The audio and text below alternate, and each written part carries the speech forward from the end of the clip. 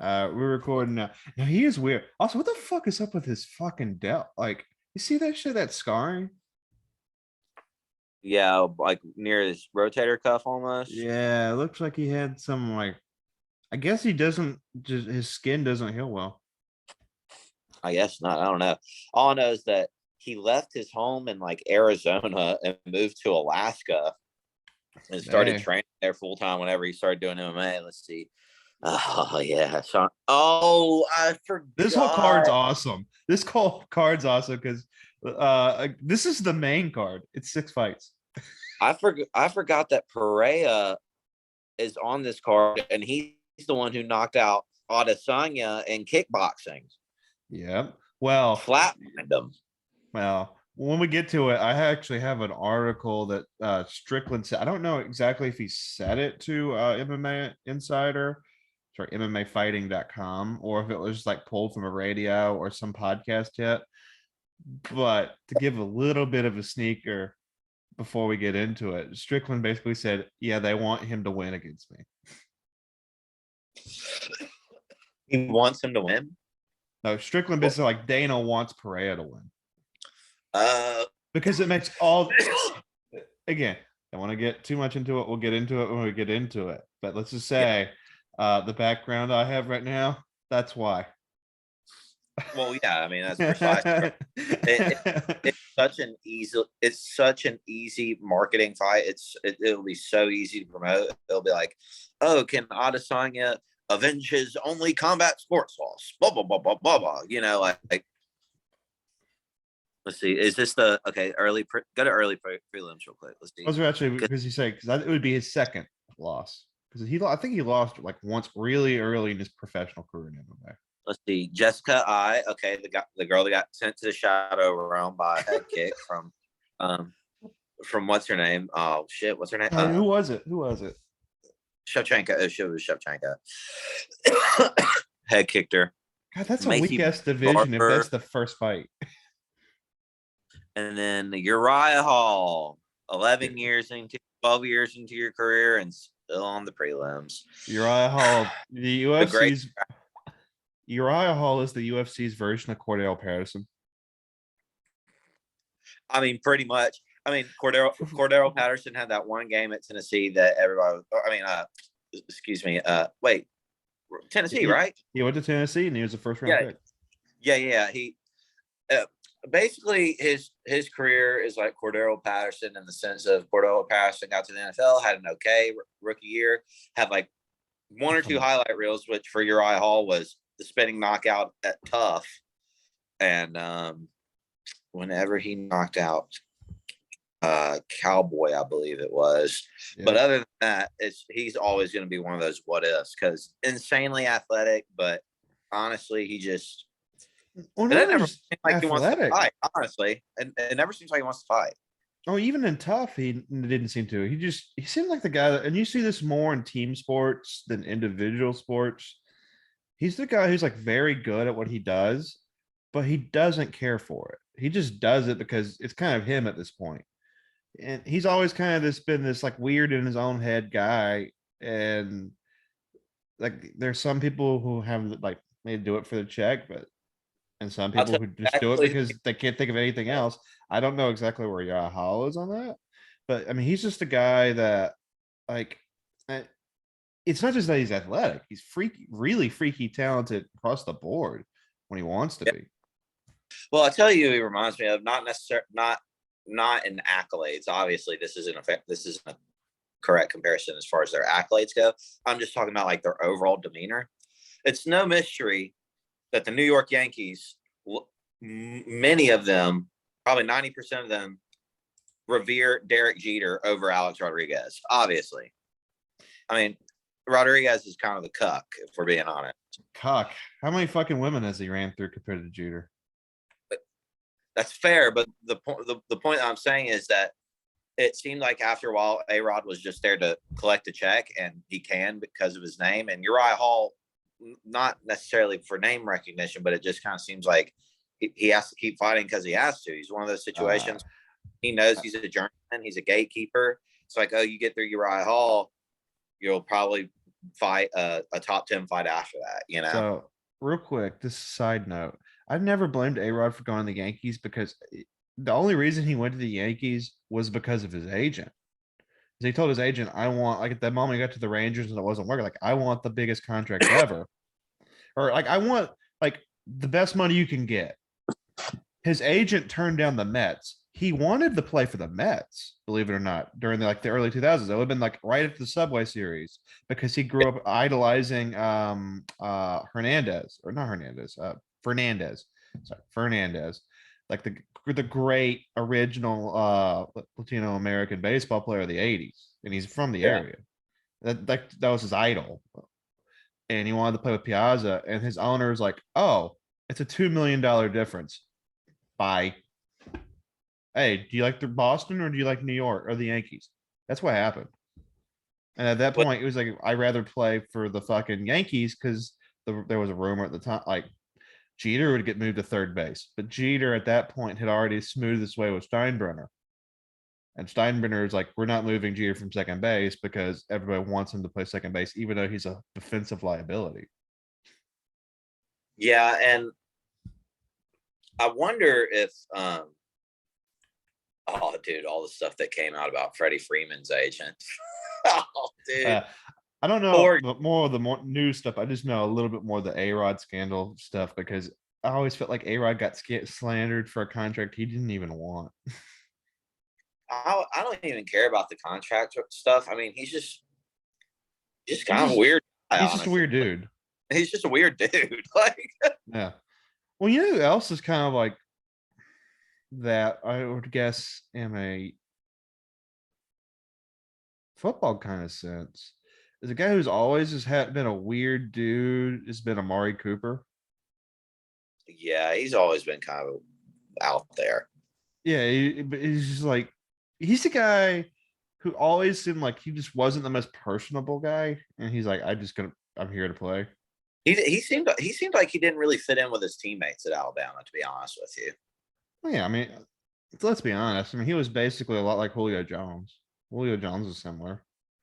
Julio Jones was kind of a to himself guy, and even like in Atlanta, like he would occasionally go like elsewhere, but he was either training or just like resting. Yeah. Which like I rather have that than some guy who is like shows up an hour before coked out of his mind, even though you know he has a drug test that week. Who are you referring to? That could be half the skill players in the NFL.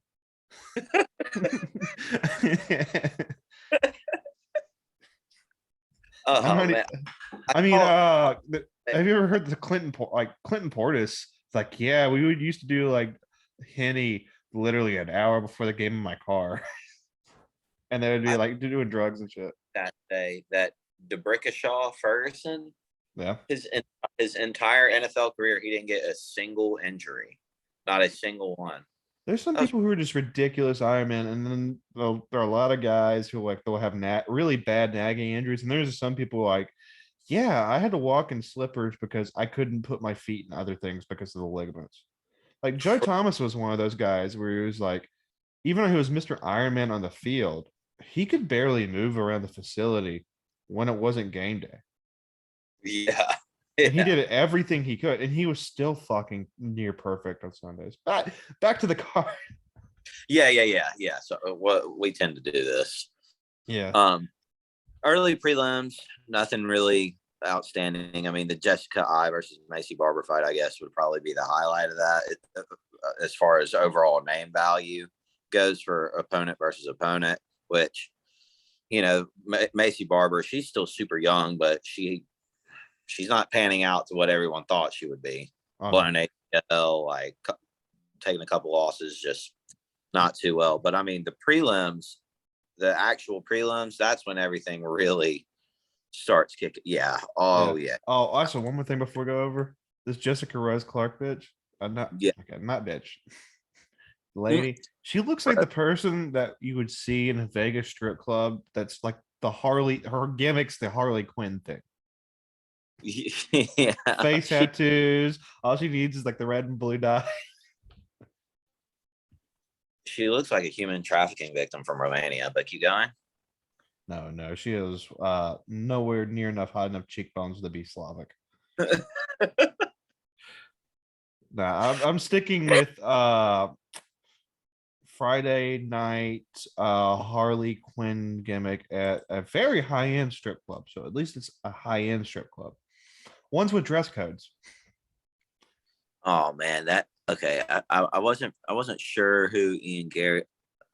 Oh, someone stepped in on short notice for Donald Cerrone. He was I supposed to guess. fight Lozon. Of course, that fell apart again. Jim Miller. I've seen this name. Oh, it's that guy with the shitty heart tattoo. Yeah, Jim Miller. He's an animal on the ground, but I think, oh, that's so awesome. Cowboys going to get one win before he just rides off into the sunset. Hopefully, because Jim Miller. I was about to say they I mean, haven't done the weigh-in yet because I just looked at the weight. I'm like, Cerrone's a pound over. he should blow through Jim Miller like a damn Kleenex. That there should be no excuse there, Cowboy. I mean, he has got to get. I mean, Dana is trying to get him a win before he retires. I mean, for Christ's sake, he's lost 5 in a row. Yeah. Like, please, Cowboy, we all love you. Just head kick this guy into another dimension and ride off, man, with your son named Danger. That's the coolest name ever. Danger Cerrone. He has to live up to the fucking gimmick. I mean, yeah, he does have big shoes to fill. God, I wish I had my stream deck so I could do the soundboard so I could like play that. There's a fucking clip, a wrestling clip, where it's just like wash it down with a couple of gimmicks. When Danger gets to high school, people are gonna be like, "Wait, your dad was that guy in the Gatorade commercials." To be fair, I don't remember any Gatorade commercial post 2005. Except maybe the like one in 2010 when they were doing all the LeBron James ones and it was the fucking like gummy ones. Oh yeah. The Gatorade gummy things. Those things were such bullshit. Outside that, I can't think of a single fucking memorable one. So here's another interesting fight. We have the only guy Kavanaugh hasn't ruined yet. Oh, wait, Ian Gary. Is Ian Gary is with Kavanaugh in Ireland? I thought he was. Is he not? No, I'm asking you. I didn't realize that he was with Kavanaugh. 1 second. The only thing that I've seen I've seen his highlights. Animal. His last 2 fights were finished with counter knockouts.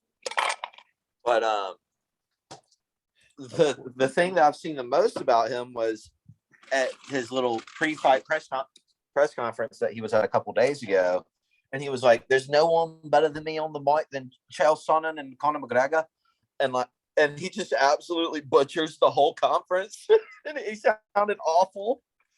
He's been getting roasted so bad for that. Oh, okay. So he doesn't. I guess he might have at one point, but he's in Sanford, MMA in Florida. Which is that's Michael Chandler's gym. Who's Jim? Michael Chandler. Oh, really? Oh wait. Yeah. He's at right here. He's at Sanford. Yeah. Okay. I think the only thing Florida has more than MMA gyms is pro wrestling gyms. It's pro wrestling gyms, you said? Yeah. They have a crazy amount of like indie gyms. Like there's like something like 20 pro wrestling gyms in Orlando alone. That is so peculiar. Well, think about it. A lot of these guys, if they're doing indie and such, they're all independent contractors. Because they're like, even when they're in the big times, they're living in Florida because they're going to be taxed as basically an individual over corporate, or I don't know the exact way, but basically they get taxed as if they were their own business. Well, so it adds nothing but incentive to be in Florida, and Florida has like a really big indie scene in general. Right. And didn't back in the day, whenever it was WWF, didn't they have like an insane amount of events in Florida like all the time? Yeah. Because again, the tax. Yeah. Tax and Florida's always had a really big crowd towards pro wrestling. So, and that's the reason why like WWE and like WWE's big thing where they have like all the up and comers is in Tampa. And Yeah. AEW is based out of Jacksonville because it's Shad Khan, the guy who owns the Jaguars. It's his son's promotion. Oh, really? I didn't even know That that. that's why they all wear like Jaguar shit and they're always in Jacksonville. Okay. That's also why the Jacksonville Jaguars have sucked the last couple of years because all their money has went to AEW. What is this? Lynn Hake goes in. Dude, Oh, that wrong fight. Revealed yeah. prep too early. But who the fuck is this? Wait a minute. Did Ian Gary miss? Wait, hold on. I'm confused. No, they haven't done the weight yet. Oh, I was like, what? They couldn't have done the weigh-in yet. Yeah, well, because I saw Cowboys like, wait, is he? They have him as a pound over. Is that their current weights that they're weighing as they're cutting? I have no idea. Got to be their walk around weight, right? Because Ian Gary's a welterweight. 12 pounds is on the lighter end in terms of weight cut for a lot of fighters, though. Yeah, really light. Like a 12-pound weight, that's like what people do for fucking like the NAGA grappling shit. Right. This is where they're just being a hot tub for like a fucking day. You know, Eric Anders trains out of he rolls at 10th Planet Decatur, where I've been rolling. And he just lost an absolute nail, but I cannot believe he landed the most leg kicks in a middleweight bout in UFC history, and he controlled the octagon. But of course, somebody would have done one of Ace. Good old Sato. Oh yeah, guys, you think about it. That's kind of amazing considering he was it a 5-rounder? No, it was a 3-rounder, but I'm telling you, it's the Sal D'Amato dude. I guess he's a part of every fucking athletic commission in America or some shit. I don't know, but he is on the judges' scorecard for every single fucking fight out of LA, Houston, New York, and Vegas. Yeah, and he just butchers decisions. It's like, if you are going into a fight in any of those cities and Sal D'Amato is there, which he's going to be, you better fucking win and don't leave it up to him because this guy's going to butcher your fucking card. Did you see Anyway, that? that's myself. Did you see that one in Cage Warriors in Belfast last week? No, yeah, you texted Guy literally had me when it happened, 15-minute but fight. I hadn't seen it. In a 15-minute fight, Ethan, he controlled the ground for 12 fucking minutes. And like all the strikes against him were from the guy on the bottom. And they were like, yeah, he wins by split. The guy at the bottom won by split decision. So, he only won by split decision, you said? He only won by split decision. When the other guy had the ground for 12 minutes, overall dictated the action, was an equal on their feet, and had 4 takedowns. Any North American MMA commission would have said unanimous victory. It'd be 30-29. Right. And or if he had 12 minutes of control time, that might be like 30-28, you know? Yeah, maybe. But yeah, I mean, thankfully we don't get it that wrong. I mean, over there, I mean, what commissions are over there? It was the North Irish. Yeah. So the Brad Jalen Turner fight is going to be a barn burner for sure. Oh yeah, Jalen Turner is an absolute animal. Yeah, I almost thought it was on the card. Bang, man, he doesn't look like it. He definitely looks like a physics teacher. Are you talking about Brad Riddell? Yeah, but that's a bad motherfucker right there. He trains. I can't remember. He either trains in Australia or out of New Zealand. No, he doesn't train with us. I think he trains in Australia with Volkanovski's camp. New Zealand. Okay, yeah, so it was New Zealand. So he trains what at I think it's what Christchurch kickboxing, which is yeah. Dude, look at the height difference. I'm not giving Riddell much of a chance. I'm not giving much of it either. I mean, he will stand if he catches him, he could put him to sleep. He has crazy power, but no, Jalen Turner is so freaking athletic, man. People think that at 6'3", he's going to be on the lanky and like less explosive end.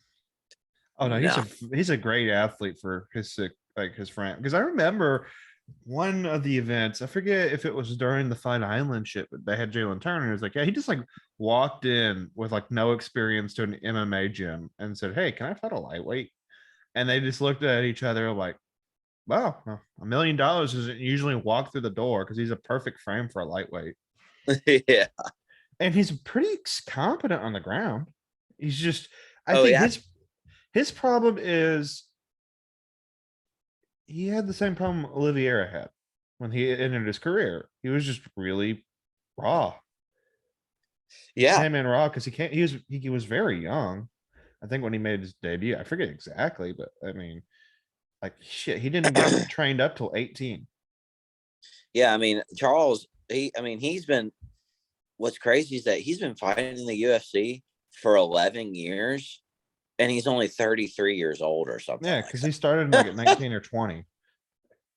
I mean, he started so young. And so, I mean, yeah, he picked up some losses along the way, but a lot of people are really against the starting before, like going to UFC before 25 train because it lines up for you to get 3 or 4 years of experience and then you hit your fight prom or whatever.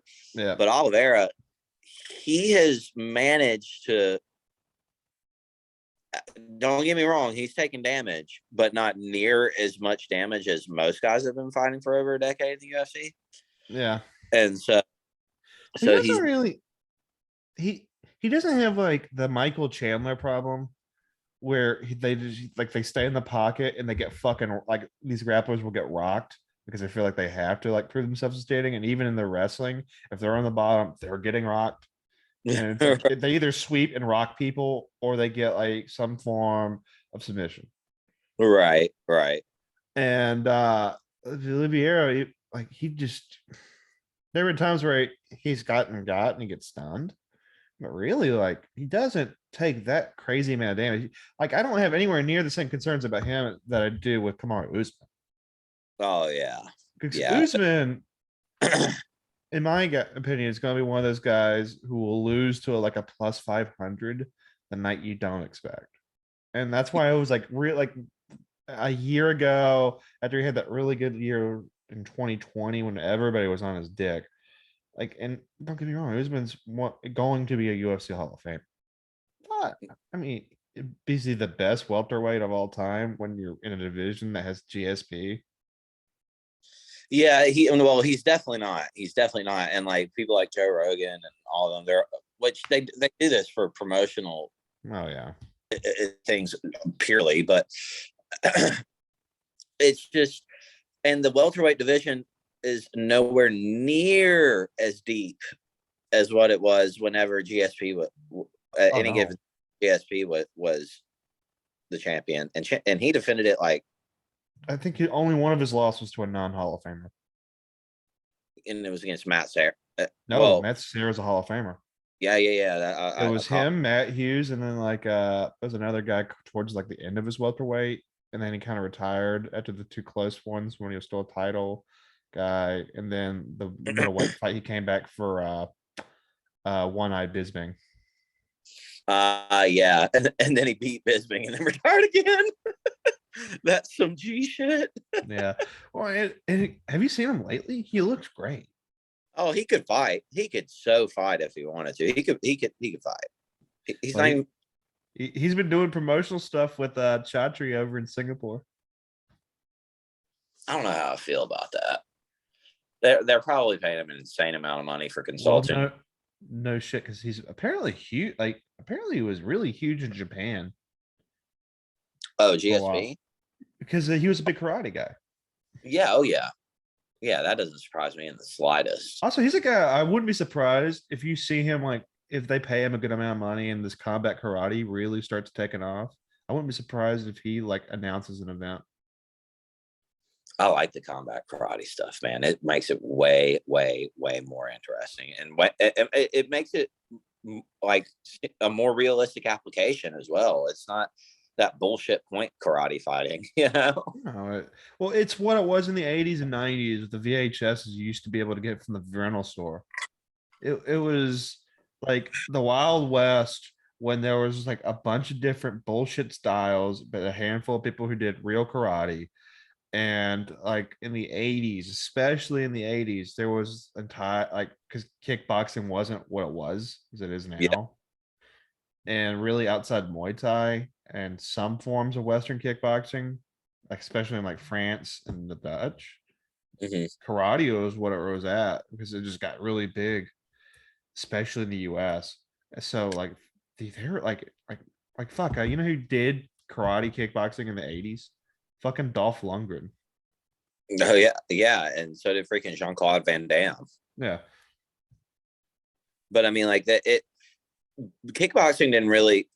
It was pretty much just like for hardcore, at least. It was pretty much just like a niche following in like the Netherlands, or it was huge in Eastern Europe, obviously with the Slavs.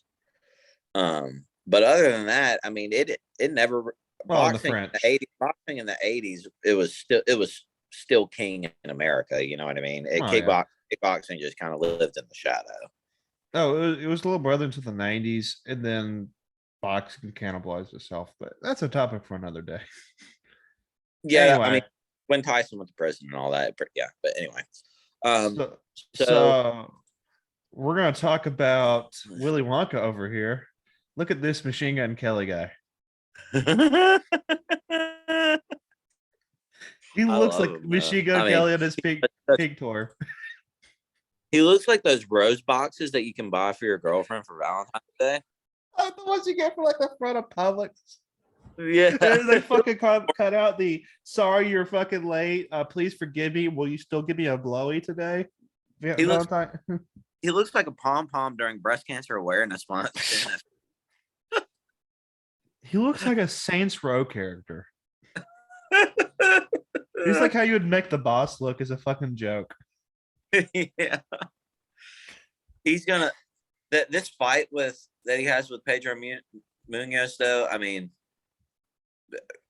people don't need to expect that he's just gonna blow straight through Pedro Munoz. I mean, Munoz has been around for a long time, and he's still fighting at a really high level.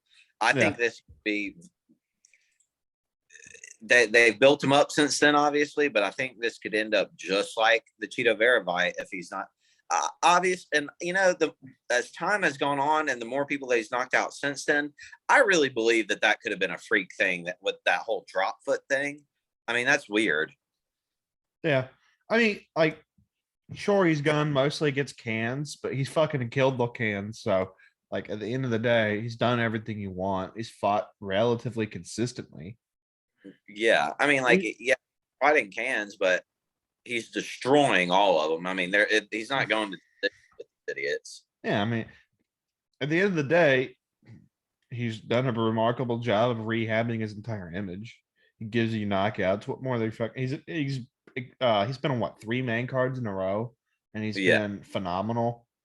So hey, but this is his. Are you a top 10 fighter, or are you going to be the guy who hangs between 10 to 15, who always has a good fight, who's a fan favorite? Are you going to be a real contender, or are you going to be Bobby Green?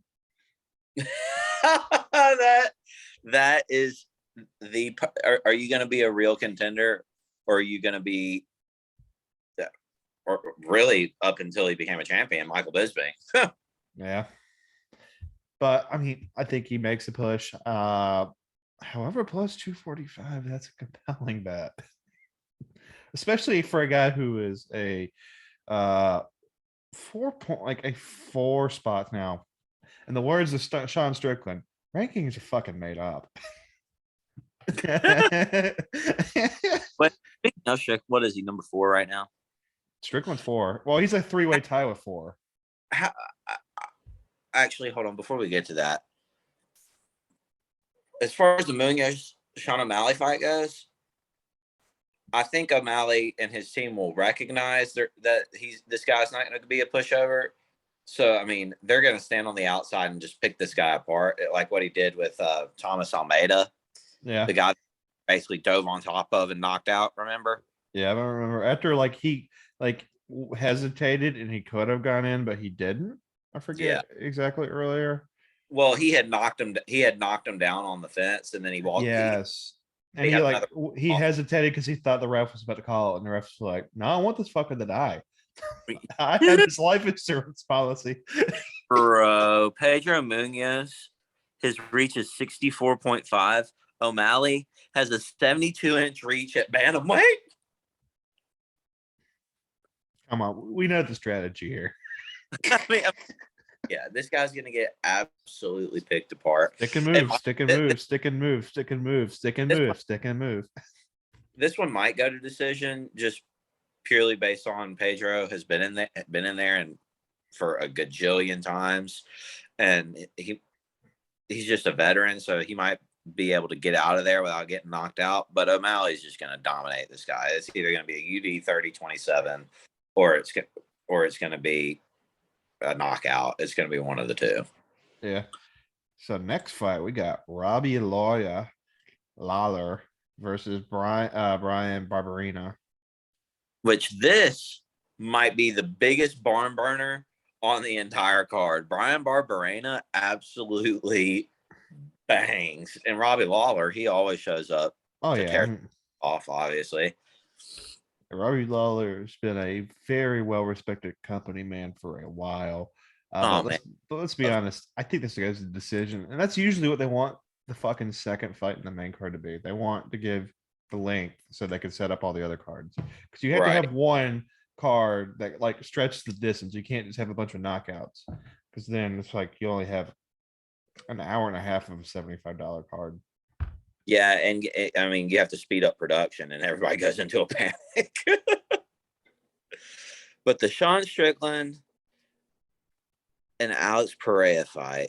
First of all, I want to know how did this come about? How did an unranked contender? He's only had what 2 fights in the UFC, and he's already fighting Strickland. Yep. How did that happen? I don't get it. Oh, because he knocked out Israel Adesanya in kickboxing. Oh well, yeah.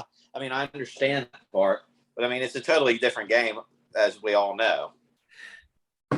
Because middleweight, outside a handful of guys, is one of the weaker grappling divisions. If we're going to be completely honest. You're talking about And Strickland being weak in grappling? oh no, I'm talking about like all of middleweight. Oh, yeah.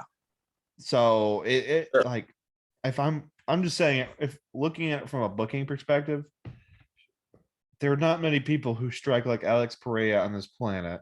You already have a storyline there with your champion. Your champion's already been disgruntled with the lack of competition. The guy who used to be the top 3 contender is threatening to go down to welterweight, and the Australian Reaper, blanking on his name, Robert Whitaker. Whitaker's threatening to go back to welterweight. So you need to add something for your champion before he threatens to go do boxing in Dubai against, I don't know, Well, pick a name. Dana kind of shot himself in the foot here because it's like if Perea loses, he's definitely going to have to get a couple more wins before he can get a title shot. But I mean, he set it up to where no matter who wins this fight, they're going to fight the winner of Adesanya and Cannonier. Oh yeah. I mean, either way, Israel gets a real opponent. If Strickland beats this guy, I don't know how he'll do it, but he'll just have to. If he can get that jab to work like he did, like he always has against like Jack Marshman and people like that, Well, he could beat Israel Adesanya if he gets through Perea. This is almost like when the Dutch fight the Thais. You have a guy who's way more of a traditional boxer type of kickboxer versus a guy who is just fucking explosive. Explosive, but is so much on his mobility and his footwork and setting up for his fucking just ridiculous kicks, ridiculous. But he has ridiculous power in his arms too. I mean, he's just a fucking Perea complete has. elite striker. You're talking about Perea has Yes. great. Yes, And yes. Strickland is just one of the toughest motherfuckers to ever go into fucking octagon. He's super tough, and but the thing is like everybody wants to talk about his toughness and his But he's super charisma. technical. It's not like he He's like take. he is good, man. He's He very is good. so good, dude. His straight jabs are probably the best in the middleweight division. He Oh probably yeah, throws a jab out there better than anyone. he But has better than incredible jabs. He has a very good straight. He has a very good cross. He has like he everyone like and I'm glad you brought it up. He's good. Like even though he takes damage, it could be a lot worse because he's always in the pocket. He always wants to fight people in the middle, and he does a good job of minimizing it. But like, say what you want about him constantly going to decision. He outstrikes people. He outworks people, and he makes it look easy. he never. The reason he's able to go for so long is because he throws everything at 60%. Yeah. He just throws super hard fucking jabs, and he's just chopping down the tree, man. And he doesn't care about getting these highlight finishes because at the end of these fights, he's landing 400 strikes on guys. You know? Why would he? He's fucking 4. Yeah. You know what he is? He's the fucking Bakersfield, California, Tyson Fury. I cannot wait to hear him on the mic because originally Dana was like, "No, you're not allowed to go to the press conference. you're not allowed to go." And then why? It's nothing but money. Well, he's gonna say something crazy. He's gonna make fun of gay people. He's gonna do something outrageous on the stage. We just don't know what he's gonna do. Oh no, let's go through his Twitter feed real quick. Let's see, because he's usually one of the better followers. He's up there with Do you see where he just randomly picks fights with like random gay people on Twitter? Yes. His account's here somewhere.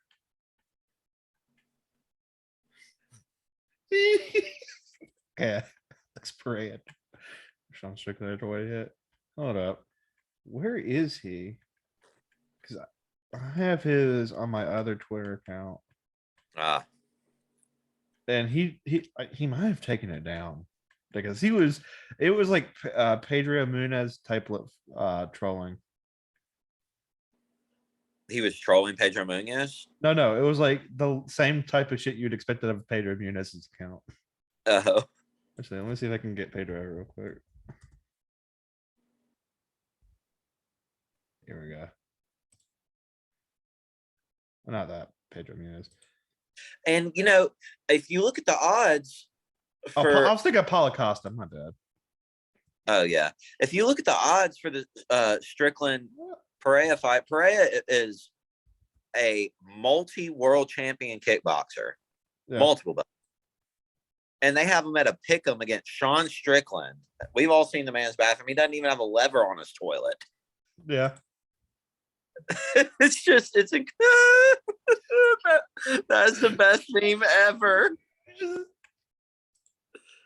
What?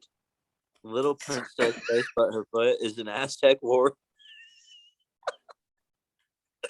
Paulo Costa is so weird. I hope he drinks wine before his next fight. Hopefully it does. That's. Do you not remember whenever he said he lost Adesanya because he drank a bottle of wine the night before? Yeah. Yo. Respect our grandpa president. Based. He's red pilled. Yeah. Paulo Costa is the Andrew Tate of the middleweight division. You know who Andrew Tate is? Yeah. The former kickboxer. Yeah, that douchebag. Turned mogul. Oh wow, he was a Romanian pimp who got a bunch of Romanian cam whores. He did what the Czechs did 20 years ago. Yeah, well, and he opened a bunch of casinos in Romania. Oh wow, I'm so surprised. I don't know. Andrew Tate. That dude used to be able to fight, by the way. I know. He used to do Muay Thai and he was a ranked fighter. And he won some like decent little like small professional promotion. But uh he just comes across to me as an unbearable douchebag. Oh, he gets unbearable after a while, but he does have good points. Yeah, yeah. So does everybody once in a while. Yeah. But anyhow, with the Sean Strickland Perea fight, Yeah. even though Sean, I mean, people forget. I mean, Strickland, he's a brown belt in jiu-jitsu. I think he needs to take the road least expected in this fight, which would be for him to take Perea to the ground. So And exactly like this. Oh shit. Paolo, not everything. Let's see. Nice knowing you. Let's see. Say this to my biceps. Pero de la puta. Doesn't that mean dog pussy? Or bitch pussy or something. That mean dog pussy. He is so weird. He's fucking awesome though. But I He can't is find hilarious. Strickland, but Strickland has some fucking ridiculous fucking like there's just like he has some base tweets. You know who else said some base shit? Fucking Petty Pimplett. What did he say? It was along the lines of why do we have so many fucking foreigners in fucking Liverpool? Why do we have so many what in Liverpool? Fucking foreigners. It's like we need to protect the rights of the people of Liverpool, not all these insert diversity. Oh yeah, he was getting mad about so many Iraqis moving to Yeah. Liverpool. Based. Which it's like I've always wanted to find this out. I've always wanted to talk to somebody from Liverpool, or why is it people from Liverpool that have that very particular unique accent? Like why there? I don't get it. It's kind of like the merging of a lot of the, even though Liverpool's traditionally had a lot of Anglo, I mean, you're right next to the Welsh, and in the 17 and 1800s was a massive wave of Irish that also came over. So you had a lot of the Gaelic kind of mix with the Anglo there relatively recently. Yeah, That's my guess. I don't know. I only know like very snippets. I can't fucking tell you the cultural history of Liverpool. Shit, I think it's my because people left the area in 1740. So and then let's see. So yeah, my prediction for the Sean O'Malley fight is going to be total destruction. He's gonna tear that guy a new ass. It's just not going to be. I think Pedro will land some good shots on him and make it competitive. I don't think he's going to just get blown to pieces like Thomas Almeida did. yeah, probably But like 30-28. Oh yeah.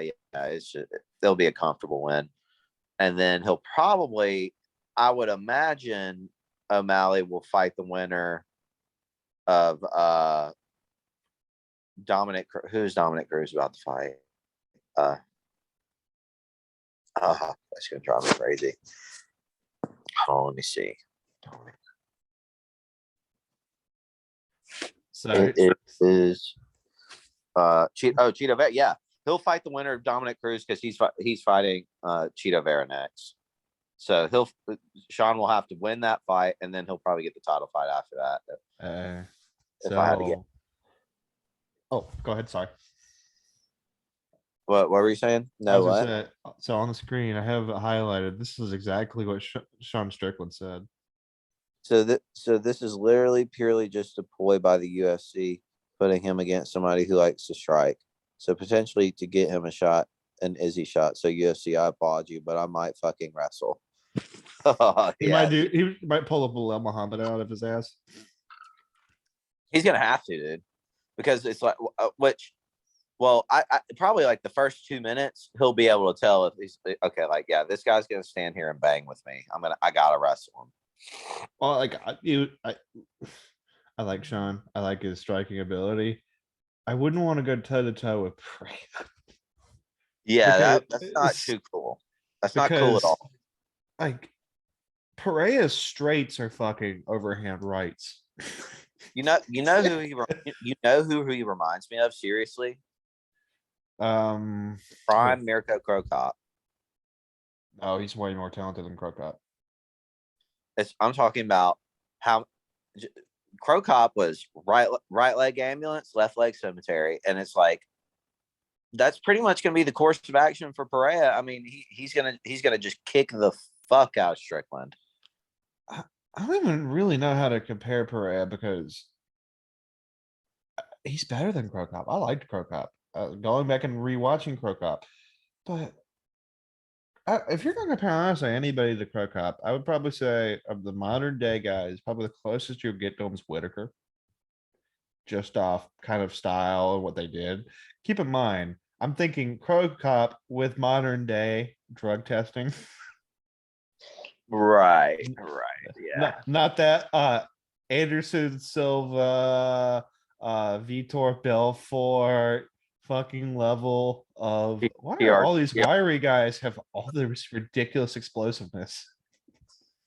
Yeah, that's like Jose Canseco after whenever he got so he started his career at the Huntsville Stars in 1985, and many people believe this is where he started doing anabolic steroids, was in Huntsville, because by the time he got to his AAA team and then he got to Oakland, he had already put on like 25 pounds of muscle. Yep. Well, you know who else like didn't start until like really late in the career was Bonds, but that was more because you're allowing these guys to hit 50. Okay, I'm gonna juice up now. And that now have you seen Barry Bonds lately? He's like slid back down and he's like a batting coach for several teams, or last I heard he was still a batting coach. And he still out hits like most of the fucking major league roster. Wait a minute.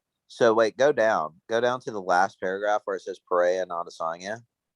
Yeah, that Perea and Perea. Adesanya fought twice before in kickboxing. In their first meeting in April 2016, the Brazilian won a decision of the future UFC champion. 1 year later, Perea scored a highlight reel knockout over Adesanya in their March 2017 rematch. So he won both times. He Yes. won it. He won by decision and he knocked him out. Yeah. He's a guy that honestly, if he had competition in Thailand, he probably also would have gone to Thailand. He's a guy that honestly, UFC probably gave him a fucking bag, so one didn't get him. Go scroll down more, read some more what Strickland said. Here's the thing, man. God. Here's the fucking thing. Let me tell you guys something. There's not one glory fucking kickboxer, any fucking weight class I couldn't stand it with and bang with, Strickland said. So don't you fucking tell me just because you're some big fucking Brazilian you knocked out Izzy 20 years ago that I can't fucking stand with you. Come on, motherfuckers. Get the fuck out of here. Oh God, we need him to win so badly. It's really gonna be will he wrestle or will his pride say, I'm going to stand in here and bang? Bro, if he stands in there and bangs and ends up knocking him out, that will be like to the casual fan that will tune in and see that fight and be like, oh, it's the number 4 guy against an unranked guy. They're not going to know what they're seeing. How like insane that would be. That's a get this guy ready for the Hall fight if he did that, if that happened. Yeah. Because like he's a guy that you then had to go against Israel. And like, yeah, there's like no excuse at this point. This is a guy who's for like 2.5 years had a really remarkable win streak. And he's done it in a way that not a very few people do without getting like slipping up once. Right. Yeah. As far as that fight goes, I'm not even gonna attempt to pick a winner because both guys, it's a pick 'em for a reason. Both guys in that fight are very capable. If you want to just look at overall pedigree, okay, yeah, go with Alex Perea, whatever. But it's not the same thing. I mean, Strickland could very well go in there and decide to wrestle and then dominate his dumbass for like 3 rounds. I think Strickland wins, but it's going to be at Bilal Muhammad. I'm going to wrestle for just 3 rounds, and probably like the last minute, Say, we're gonna sit right here in this circle in the exchange, and for the last minute, it's going to be fucking awesome. Yeah, I could definitely see it playing out that way for sure. For sure. He'll just dominate him with wrestling for like 2.5 rounds, and then he'll be like, okay, I'll give you your chance, and stand there and just, okay, who is that, by the way, that they keep posting? I don't know, some Brazilian. Uh, Sean Strickland's burner account. Have you ever seen Sean Strickland's room? Yeah, he has one pillow on the mattress. Oh, it's literally the guy. It's the one love seat and a TV and a mattress on the floor. Yeah. But he doesn't even have a TV. He just has a kickboxing bag. He's got to have some money saved up because he's made some money the past few fights that he's had. Like he's made over $1 million. He lives in like a Craigslist apartment, probably very close to the Apex, and probably trains like at. I don't know where he trains, but I think it's somewhere in Vegas. Yeah, he was training in California for the longest time, but I think he left. You know, he doesn't like political bullshit. Oh, why would you? I mean, if you train there, you probably still had to pay some form of your training in a luxury sports tax. I mean, in Yeah. Vegas, you literally don't even have income tax. Yeah. You don't have income tax. I don't think Vegas is a luxury tax. No. They definitely don't do state income tax there. Oh, the Indians won. Oh, that's cool. But anyways, co-main event with Holloway and Volkanovski. So there's really only one way that I see this going. And the truth of the matter is, I think it's going to go the distance again with them. And I think Volkanovski is going to come out on top again. I don't want him to. I would rather Max Holloway win the belt. It's much better from a fan's perspective and for promotability because the fans like him so much. But Volkanovski has started to get a little bit of wind in his sails as far as becoming a little fans liking him and whatnot. And if he wins, there's that fight with Oliveira up at 155. So yeah, I'm just saying. Volkanovski. I want Volkanovski. Actually, Oliveira has to have one title. He has to actually fight for the intermediate title, so he can't just go up. So maybe after Charles probably beats somebody at lightweight to get the title back, I want Volkanovski and Charles Oliveira. I just want that fight. Yeah, let me see something. Hold on. It is. Oh yeah, Islam Makhachev and Oliveira. Yeah. Yeah, that's another conversation. Oh man, I forgot that was Charles beats Islam. Yeah, if they get into a situation where they're getting into a lot of grappling, not like straight wrestling. The straight wrestling exchanges, Islam will probably win those. But honestly, Islam's kind of fucking slow, and I think that Charles would lock him up out of his guard. He can choke anybody out of his guard. Charles's main advantage is he's so fast in his transitions, and while not like losing any space while doing it, it isn't like it's not like a wrestler where he'll like lock up at one part and then he'll have his body get out, then roll around to some other part to get to like the back. He's one of those, he always stays close, but he's very fucking fast and he never makes mistakes. And he's very good at setting up his transitions that I don't think he's going to get trapped between the Dagestani thighs. Because that's what the secret a lot of those Dagestani guys have is that they're so damn strong and they're fucking like the inside with their fucking hip abductors. But you know what I'm talking about? The inside, like, things that you use the Kegel machines to actually work out. Because all those Sambo guys, they trap people there, which is why they almost like nobody seems to get out and nobody can get their legs up. They're just so quick so technical with that, and they're just so strong with their legs. Yeah, man. And look, Makhachev, he honestly really doesn't even deserve this fight with Oliveira. I mean, his biggest win so far is fucking The guy before Bobby Green. yeah. I mean, like it's not even a top 5 guy. He hasn't fought a single top 5 fighter. So they're pushing him way too fast. They're wanting another Khabib thing to happen, but I have no interest in it whatsoever. I also think Oliveira will just. Makhachev hasn't seen anybody that has elbows and fights in the clinch like Oliveira does. He hasn't seen a single fighter like that. He hasn't fought a Yeah. guy that will lock you up in the clinch and tie you up like crazy. So I think Oliveira gets out of there. And he might be able to get out of there actually with relatively little to no damage. We'll see. I think it'll be a pretty comfortable win for Charles either way. And then like just give the double belt fight so they could each pad their legacy. Yeah, well, I mean, if Oliveira wins against Islam Makhachev, he'll have the greatest 5-fight run in UFC history. Oh yeah. I mean, the people that he has just been obliterating lately, it's unbelievable. I mean, Justin Gaethje, Michael Chandler, Tony Ferguson, like Poirier. Dustin Poirier, Yeah. like dude. And then you have Islam, and then you're hypothetically in a double belt situation, and you defend against Alexander Volkanovski. Yeah, he would be the greatest lightweight of all time. It Yeah, would it not wouldn't even even be a be. debate.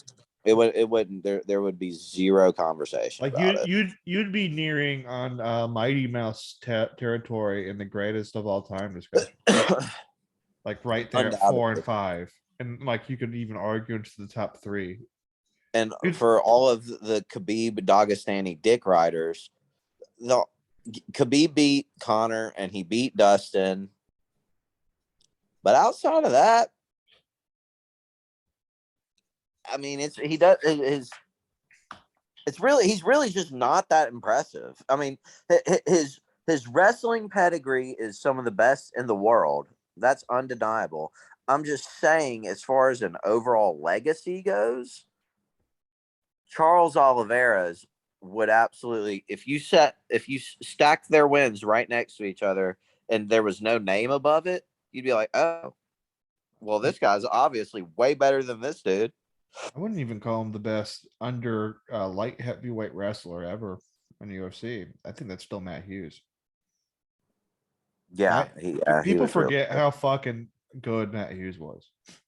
And he Yeah, was a pure wrestler. Like literally his stand-up game revolved around I'm going to threaten with the takedown and do overhand right. right hand from hell. Yeah. I'm gonna clinch you up and then just take you down and beat your face in. Let's see. Main event. Israel Adesanya, Jared Cannonier. Okay. Obviously, we know how good Israel Adesanya is, and we know what the game plan is. It's the same thing. He's going to circle and pick apart from the outside. Yep. He's not going to get drawn into a firefight. The only reason he got into a firefight with Gastelum is because Gastelum was. I think that Jared Cannonier is going to take the same exact approach that Kelvin Gastelum took with Israel Adesanya, and that's to be in his face the entire time. Well, really, And, when you have a reach advantage, just one of the few things you can do. right. Outside being like exceptional with counter punching and your footwork. But again, that's one of those at that point, then Israel could say, well, I'll just circle around, and if I throw more jabs, it will just take it to the scorecards. Well, I literally just watched I just watched Cannonier versus Derek Brunson like 3 days ago. Yeah. On ESPN Plus. And if you go back and watch that fight, Derek Brunson, he takes him down like 4 times. Yep. And he's winning the fight. Yep. up till like 3/4 into the second round. Yep. But he gets discouraged because Cannonier is just walking straight through him. Yep. Straight through him. And then Cannonier catches him with that elbow and inside on the clinch. And it was his power. Besides Yoel Romero, this is going to be the most powerful guy that Israel Adesanya has faced so far. By far. Yeah. By far. And probably the most powerful guy. You could argue the most powerful guy since maybe Perea.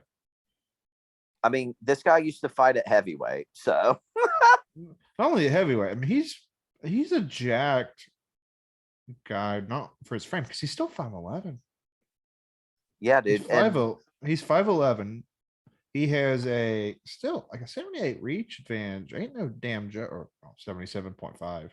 But I mean, he has crazy long arms for what his frame is, and he's built for his frame. Dude, excuse me, he's the only, it's him and one other person that are the only two people in the UFC with 3 knockouts in 3 weight divisions. And I think that's what, him and Connor? No, him and George St. Pierre. I think St. Pierre did St. Pierre knock out Bisping? No, he choked him out. Rear naked choke.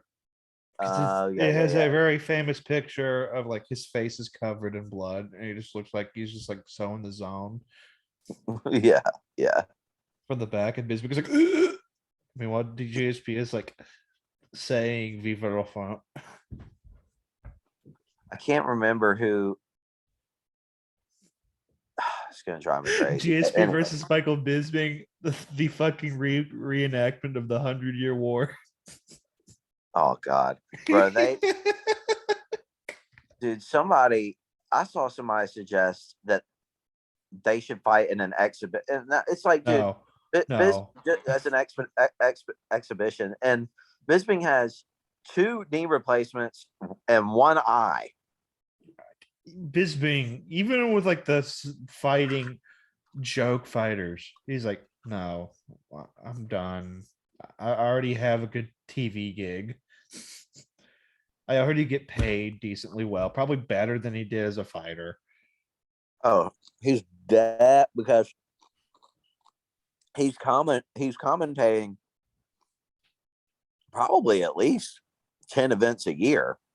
Yeah. Whereas he used to only fight once or twice a year. So yeah, he's for sure making more money than whenever he was fighting. But we know what Adesanya is. Oh, yeah. Adesanya's corner is going to be aware of this, that Cannonier is going to try to walk straight through him. I think they're going to take the same exact approach that they've taken in all of their fights, but even more so whenever he fought Yoel Romero, and that's kick his leg, circle, kick his leg, circle, kick his leg, circle. They're not going to be like, go get in the pocket with him like you did with Kelvin. No. They're not going to say that. It's just like, they don't care if it's a boring fight. They're there to win. I mean, and I understand that. So this might not be, as far as overall excitement, I don't think it's going to be one of those wars like he had with Kelvin. It's either going to be an upset knockout, Cannonier catches him, or he does what he always does. He just dominates people and picks them apart from the outside. Yeah. Well, so other interesting news real quick. Let's go through some of this prep.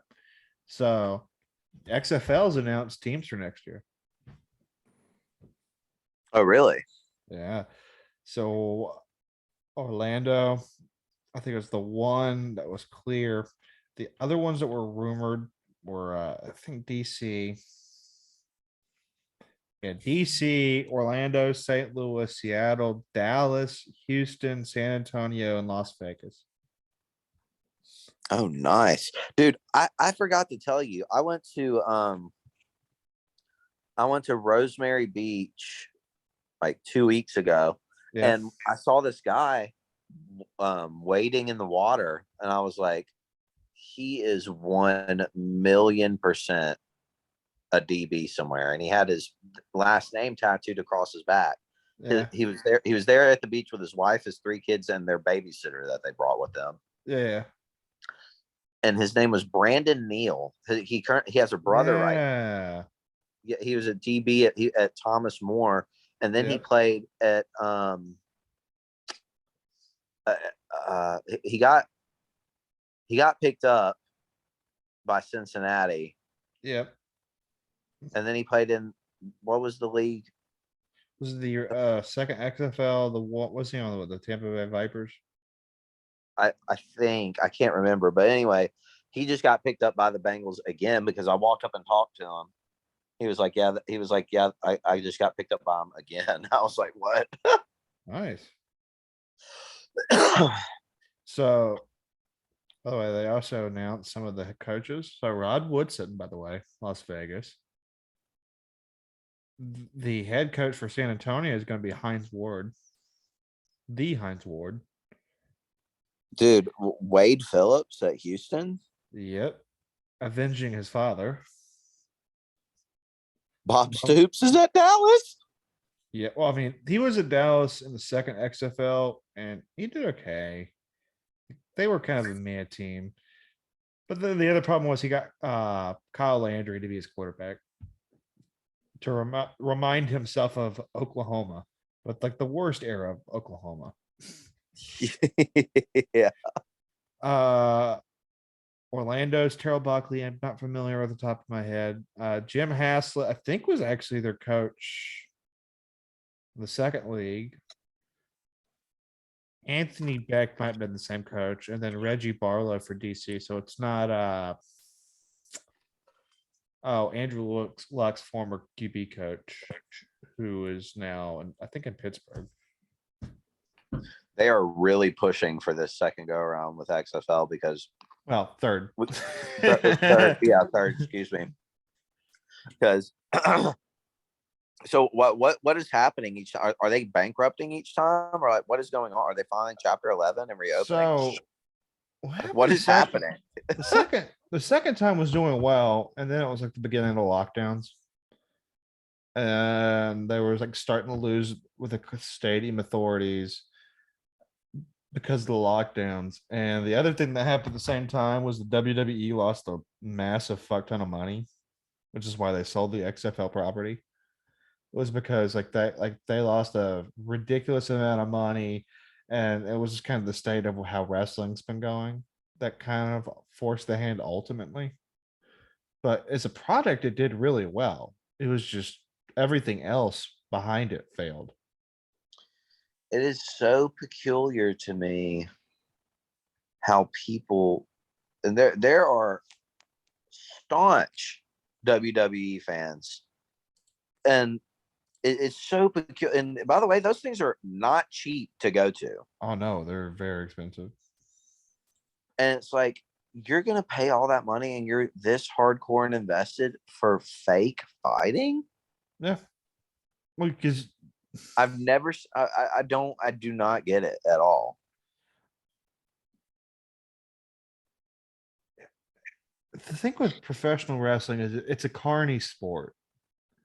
It's more similar to a circus than it is a professional fighting. And that's not to say that don't, like, for instance, in some people, they'll for finishing move, they'll borrow an actual jujitsu actual submission as their like finishing move. And there's some guys who have trained, who actually can do what they say they do. But so much of it is it's not what you see. It's like the people who walk on the stage. They are gigantic, bigger than life, almost action figure like people. And if you give them an interesting enough plot to follow, and you have everybody, basically everybody who steps in the ring matters, then it's actually like it's like grits. When it's not done well, it sucks. But when it's done well, you want it. Right. And that's professional wrestling. That is such a good analogy, Griffin. Because like a starving dog won't eat plain grits. Yeah.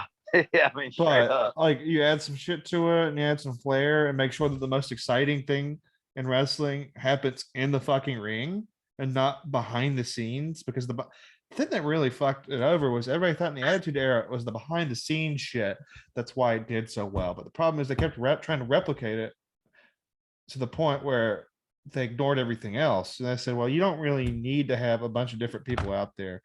And now they all fucking look the same. They all are, they're not like very believable. It's not like the fucking 80s where you had There's no 5'6" fucking motherfuckers, and then like the 1 7 foot dude who's Mongo.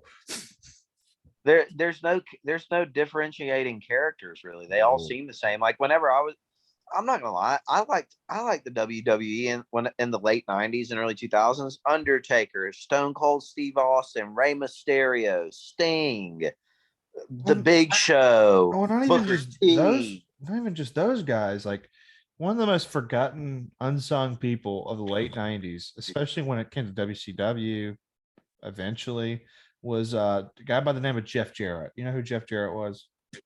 Jeff Jarrett, you Yeah, said? yeah.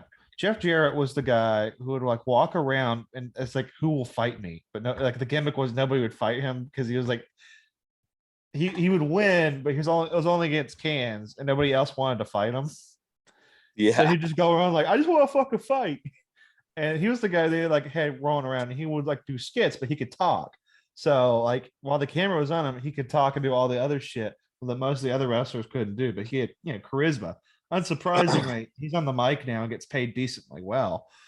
But like he was a guy that one of the big writers of the 90s, the guy that blamed for a lot of the shit, even though it wasn't his fault. Like he's the guy who had the guitar.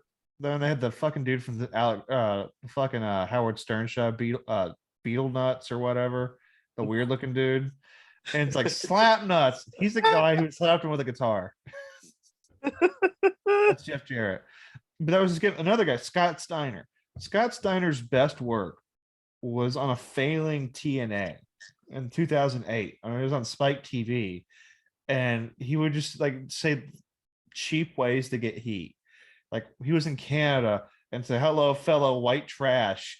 Barack Obama needs to build a wall, not to keep the Mexicans, but to keep you snow Canucks here." Yeah. And he sang it in broken fucking English. But it's a spectacle of it. Yeah, I mean, they put on an incredible show. The production of it is insane. And don't get me wrong, oddly enough, I think the best promoter in the world besides Dana White is Vince McMahon. Well, it was. Yeah, it was. I mean, he's the king of carnies for a reason. But let's be honest. He's let the product deteriorate the moment they went public. Oh, absolutely. So, but moving along. Yeah. Some more of this. So, by the way, one, always great on Twitter.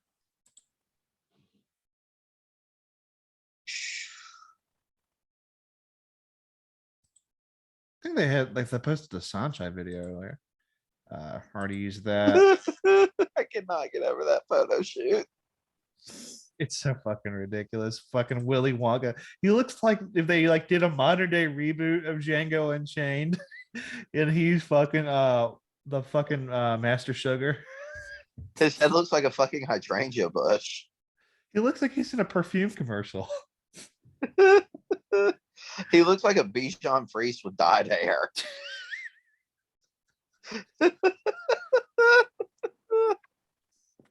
He looks like a SoundCloud rapper. He looks like he offers people if he can clean their Jordans in the mall. No, he owns a fucking pawn shop just for sneakers that you trade. And anything that has a crease in it is like an automatic rejection. He is so great. Yeah, he honestly though, he's kind of fucking cool, man. I mean, He's now cool. outside the open relationship shit. Yeah, he's kind of a piece of shit for that, but I never call him a piece of shit. It's just, he's a Phoenix stoner dude. And there's nothing wrong with it. He's just, he has some interesting life decisions there. yeah. Where am I to fucking judge? Fucking gets paid cash money and he's not even a fucking top 10 fighter. I mean, he's probably the highest paid fighter in the. He definitely has made the most because I mean he's made money through his Twitch stuff, all the pot brands that he promotes. I don't think you realize how much Conor McGregor still gets because of 2015. No. I'm talking about he has the most money just in the bantamweight division. I'm not saying Oh yeah. yeah, he's the richest guy in the bantamweight division Well, for who sure. who else is marketable in bantamweight? Really nobody. There I you mean, go. out the closest person I guess would be Aljamain Sterling. He's kind of savvy on the mic, but no one fucking likes him. The problem with Aljamain Sterling is he has wrestler personality. Yeah. I'm just here to do my grappling and all this. And also, please look away from the rumors that I was partying on camera. And there's a bunch of pictures out there with a bunch of like girls who look like they go to UNLV and me around a bunch of drugs. Ignore that. That never happened. Yeah. Also ignore the video of me being at home after the fight that I got fake kneed by or that I got kneed by Piotr Jan and I fake concussed myself and I'm saying I'm the champion of the world, baby. It's like shut the fuck up, whatever, man. whatever it takes. To be And fair, he won. I mean, he won fair. He won fair and square the second fight. I mean, he did. He won. so, have you seen this? By the way, Let me see. Debunking. Debunking Tittygate. Israel Adesanya may have brushed off steroid accusations at the But time. dude, the thing is that you look at that picture and you're like, okay, he's coming off a D ball. Yeah, no shit. Like, yeah, well, he has to be, right? He is lanky and has very good power, especially after the Whitaker fight, where you got a guy who had a consistently good chin. And I'm not like a very like a strike. You didn't really load up that much on. Right. I'm just saying, like, I look, they all fucking do it, but at the same time, like, bro, I wouldn't call it attention to it. Just pretend it didn't happen. Move Well, on. And when you retire, say, yeah, fucking juice. They're not gonna take my fucking belt away. yeah, they've all done it, but I mean, like, except guys like, and the guys that haven't done it are very obvious, like Nate Diaz, like Max Holloway. They all have frail, high cardio frames, you know? Another position I wouldn't be, or not position, weight class, I wouldn't be surprised that they if this not a high amount outside probably anti-inflammatory or pain is probably heavyweight. Why do you Because say really, that? I feel like for a lot of people, uh, they do it because when they want to cut weight, they want to still keep their power. At heavyweight, you already have power. It's like shorter, different levels, even in heavyweight. But really, everybody has like can end it in the first round with not that much. Like you don't really need to load up that much. Right. So, I mean, so it's the same concept with like Tyson Fury. Whenever you watch his fights against Deontay Wilder, it doesn't look like Tyson's throwing very hard, but he's 6'9", 277 pounds. yeah, You know, then they don't have to throw hard, no, they don't like. which is And what made all Francis Ngannou so unique, is because he is throwing hard every single time. he's throwing hard every single time, and he has pretty good stamina to keep doing it. Yeah, which is He absolutely horrifying. he's the guy he's basically a hard-working version of the Bronze Bomber.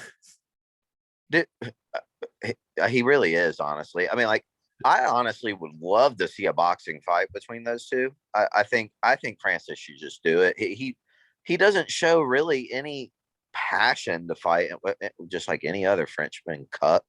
It was there. It I doesn't don't know. really. Gon's down. What about Gon? Gon's down. Gon likes to fucking bang.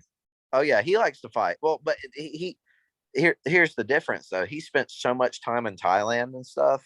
Yeah. He's got the dog in him, But and I don't think Francis doesn't have the dog in him.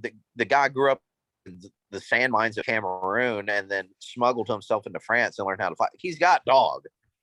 I'm saying he definitely is in it now for the bag. That's why he keeps stalemating with Dana. Yeah. Um, I mean, I don't blame him. who are they? Oh man, are they making the is Surreal gone and Tom Aspinall gonna fight? I I gotta look it up. I don't remember if it was Gone versus. Actually, I think it's Gone versus Tuli Tavasia Oh yeah. in Paris. Which is still gonna be a fucking fun ass fight. Oh yeah. Tattoo Ivasa is so awesome. Because honestly, I wouldn't be surprised if they say, "Hey, Aspinall, here's a test. You had to fight Stipe Miocic." Oh, dude, what a horrible. Honestly, That would be an incredible fight because they're very good at very similar things.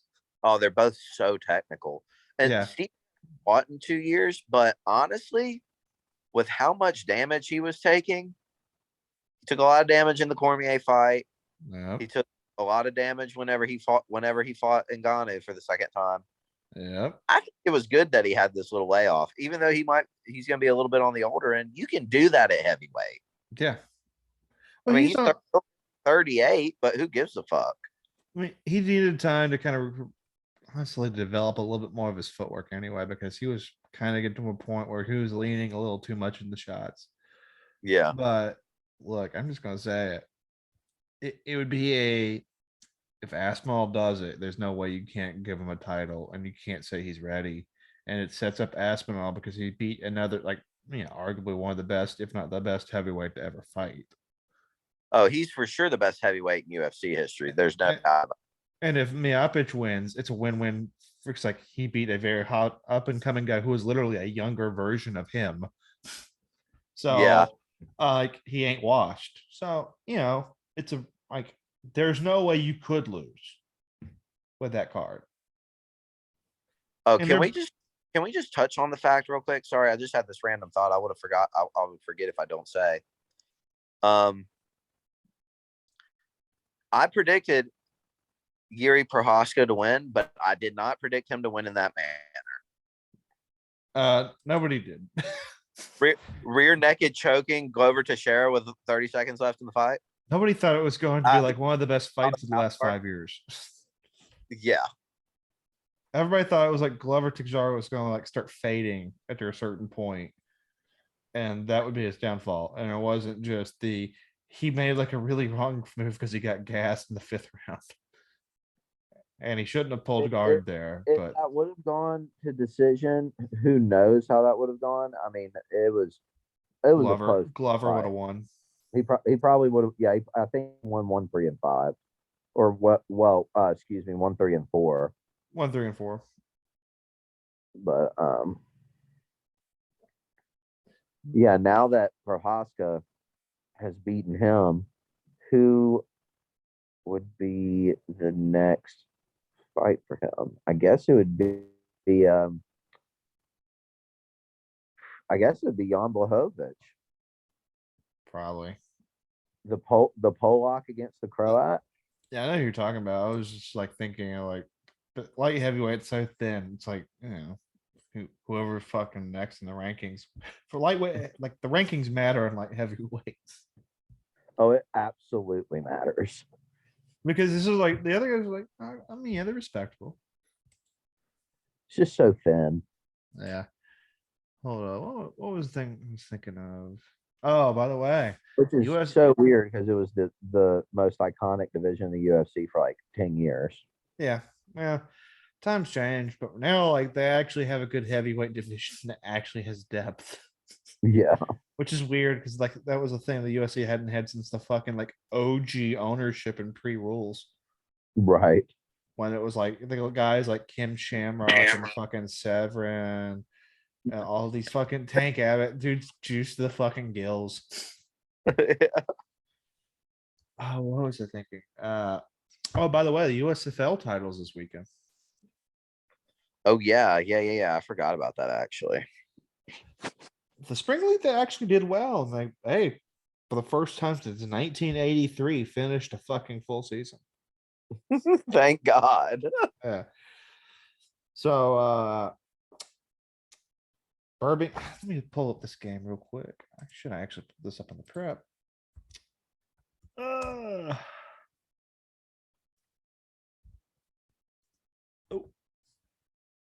let's go with betting odds real quick.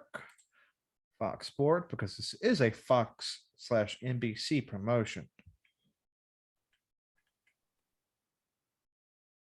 They don't have a line yet, or I guess they don't. They don't have a line set for it yet. They have a futures.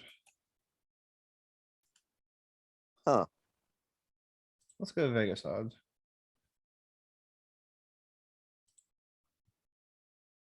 I No, mean, no. it is the obvious pick here, not the Stars. The obvious pick would be Birmingham. They have the bet. They have a very good defense, and the Stars have no defense. Yeah.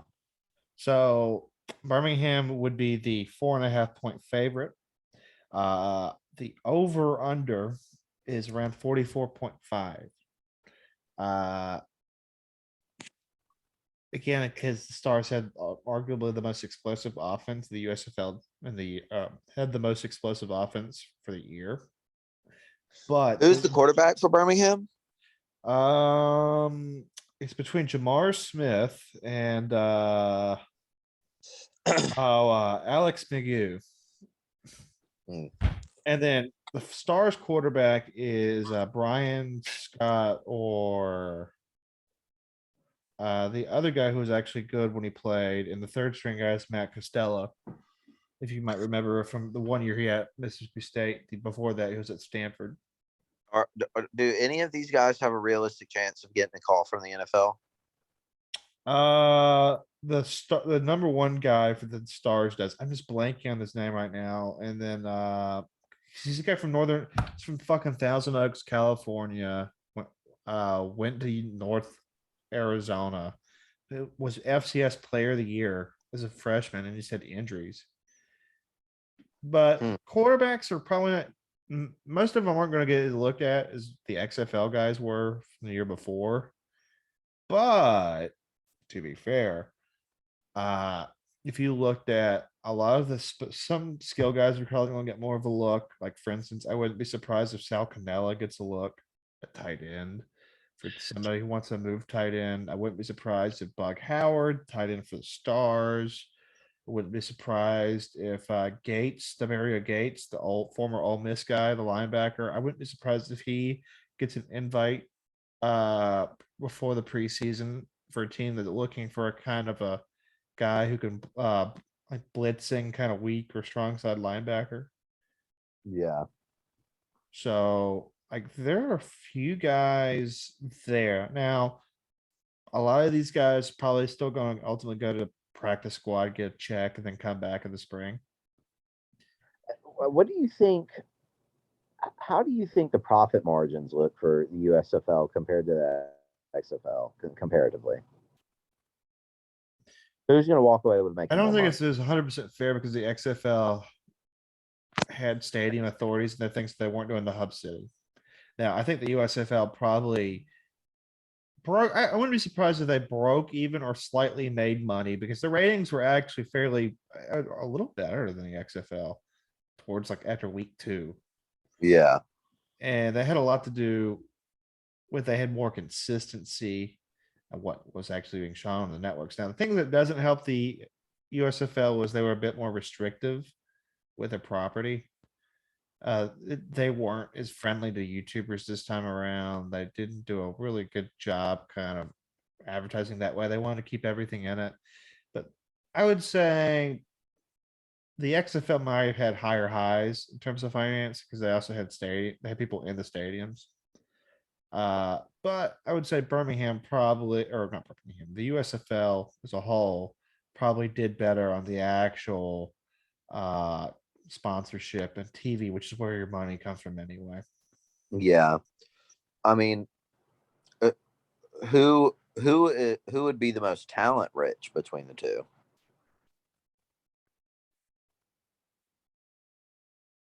Probably lean towards XFL, but that was kind of a unique scenario where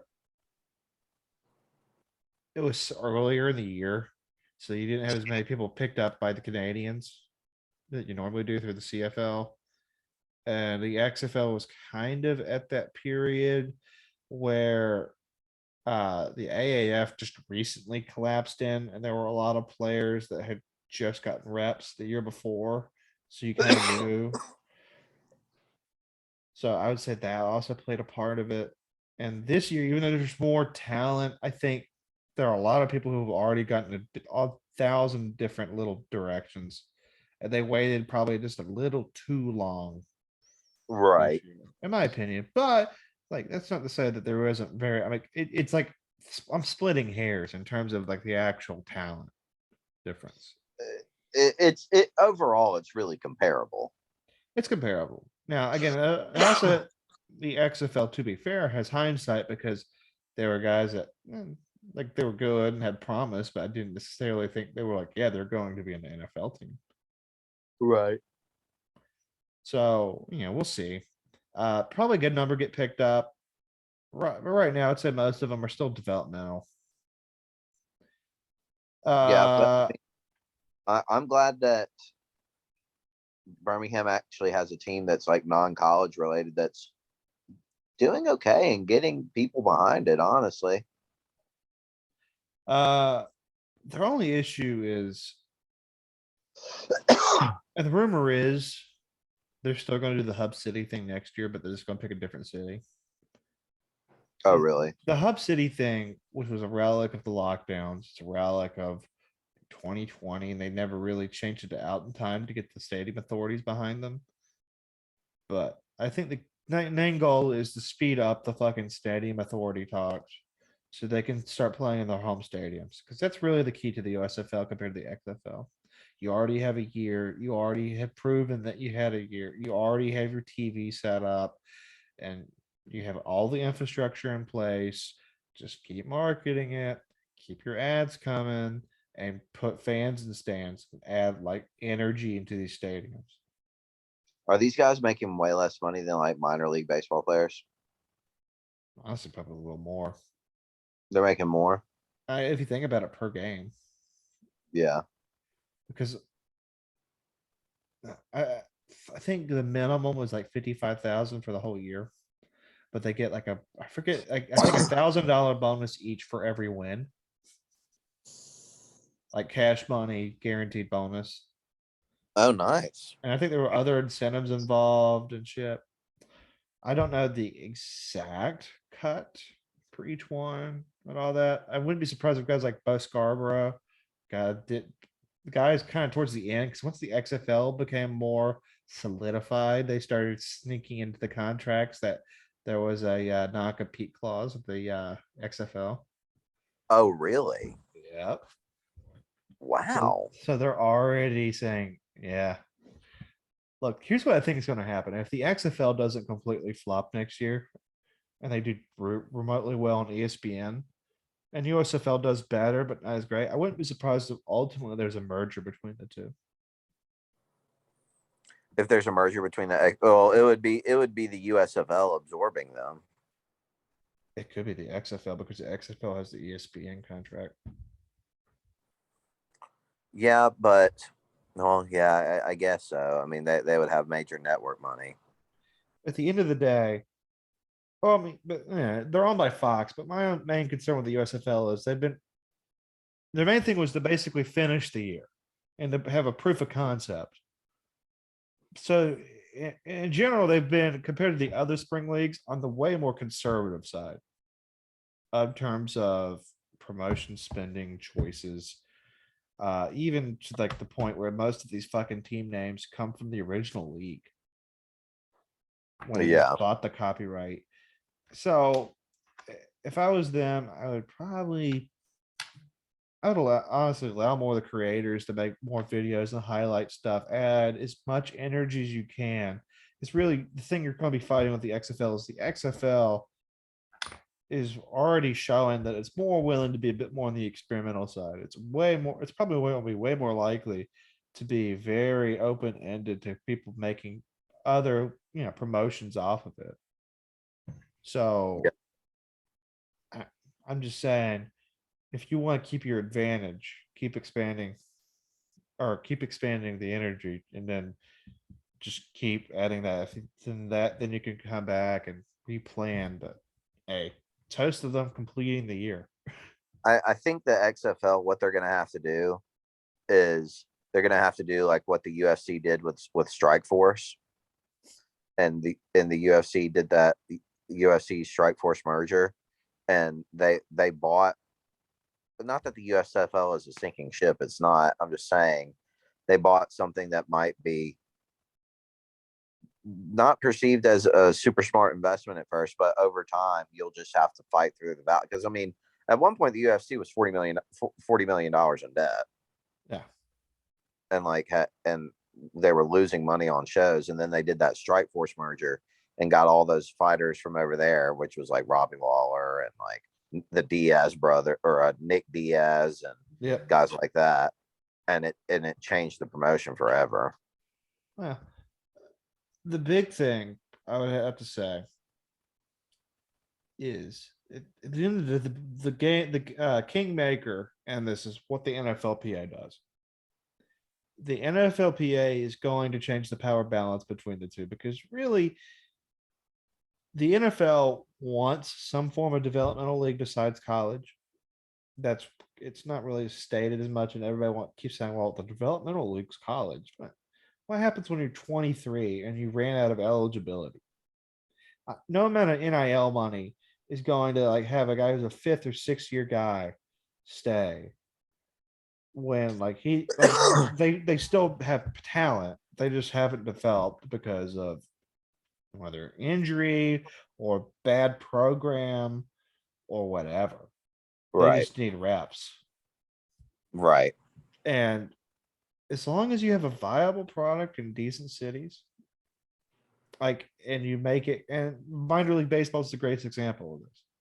Everyone wants to talk about how minor league baseball is a scam for most cities. It is. But on like the top 20% of minor league teams, there's a reason they're very successful and sell out. And it's not because they have a good product. Dude, it's for sure not. It is not a sellout because the Trash Pandas in Huntsville, Yeah. they sell out every fucking game, man. Yeah. 7,000 people every time they play. The city is behind it. They love the Trash Pandas. Yeah. So, I mean, honestly, the biggest thing you sell with a city team is you sell the city affiliation to it. yeah. Like, you think anybody goes to a Tottenham game to watch the fucking team? No. Exactly. Nobody goes to like a whole city game because they really like the Tigers. It's solely their identity being based within the city. I mean, like Huntsville already has this cultish engineering and rocket nerd following, and then you do the Rocket City Trash Pandas, and it's genius marketing for the area. Yeah. Yeah. And I mean, even big thing here is Durham Bulls. They're a massive minor league team, not just because of the fucking movie. Right. They're in the heart of Durham. They have a nice stadium. They do a lot of different events. Or another good example, Savannah Bananas. Yeah. If you post enough just decently creative promotions where everybody's involved, it doesn't matter if it's stupid. If there's enough people doing it, people like it. Right. I mean, that was the secret of pop culture forever. If you get enough people to do it, everybody else does it. Yeah, it's just marketability. That's all it is. Yeah. But, we'll see.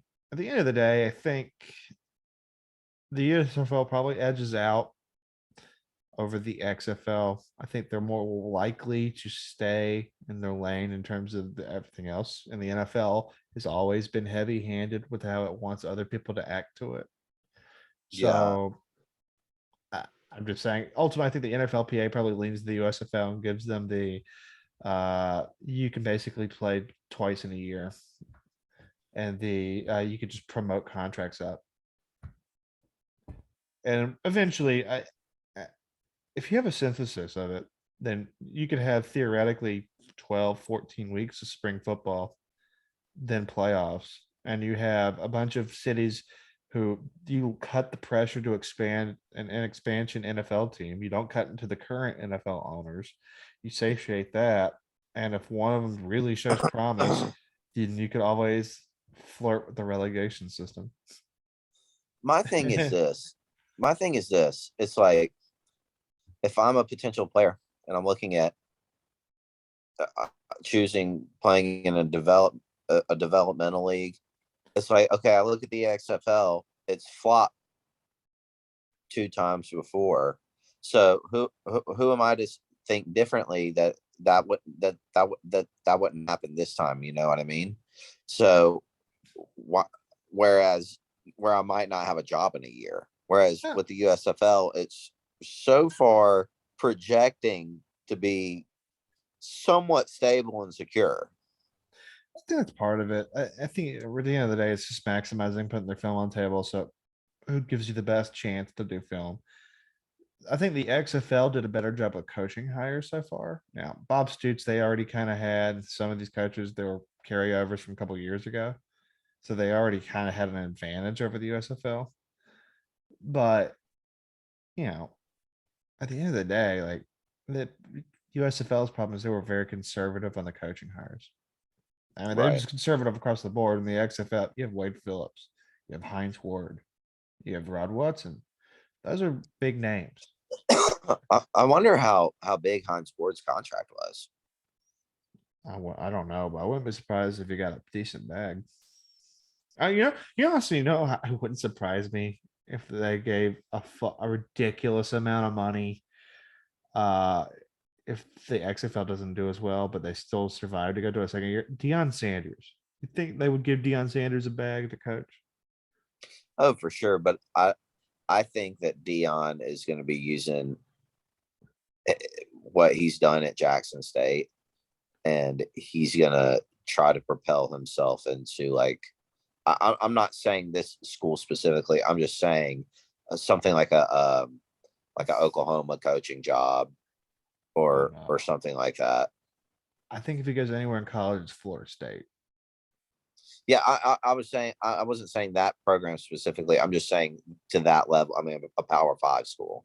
Yeah, I think if he does that, I mean, honestly, he comes across as more genuine with his concern with HBCUs, and also, I mean, he's the king of a fucking fiefdom. He can do whatever he wants, which has always kind of been what Deion Sanders kind of wanted. Right. I mean, Yeah, shit, I mean, even his own NFL segments himself in a room. he is setting himself up to. I'm just saying, if he does end up, now that I'm thinking about it, if he does end up at Florida State, the recruiting that he would be able to pull off, I think he should either go to Florida State or a school like Tennessee or Mizzou should try to hire him. Oh no. But they never go for him. They'd never go for him. I wouldn't go there if I was at Mizzou. You wouldn't what? I wouldn't go to Mizzou if I was Deion Sanders. I'd just stay at Jackson State. I already got the number 1 recruit in the country. No, I'm saying those schools should try and go after him. He should, because once those schools start to go after him, other schools are going to be like, oh shit, is he really might be a viable option on the market, and so schools like FSU or Miami or whoever are going to start offering him. Yeah.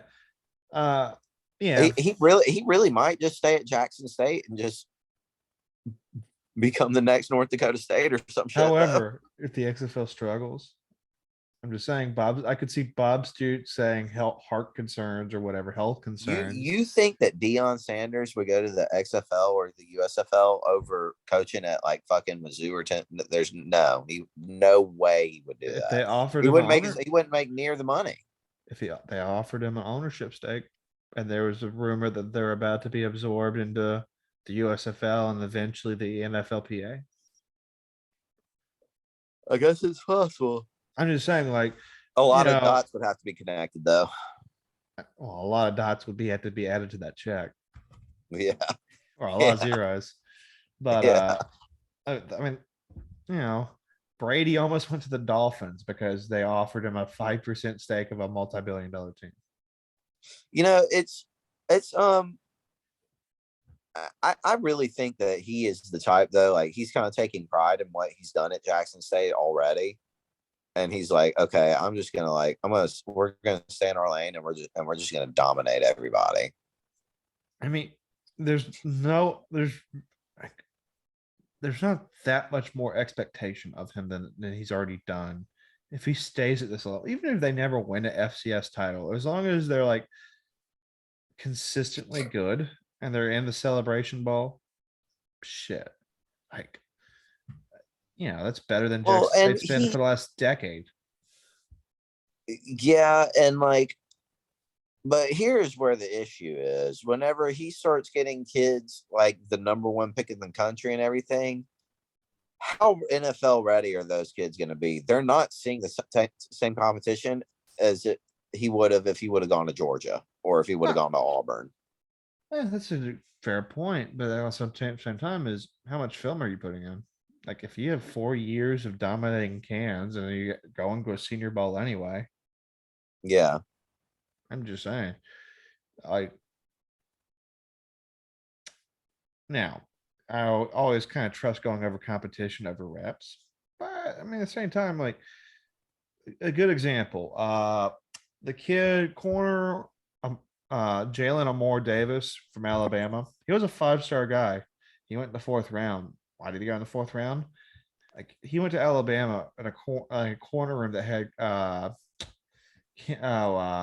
Sutton, the kid who got drafted last year in the 1st round yeah, by the Broncos. Like yeah. they were in a loaded room. So like a lot of those guys only get like 2 years if you're lucky of starting at Alabama. And he got 1 year and he had kind of like one technical issue, like 1 or 2 technical issues, but nothing like that you can't clean up Right. with enough reps, but he just didn't get enough reps.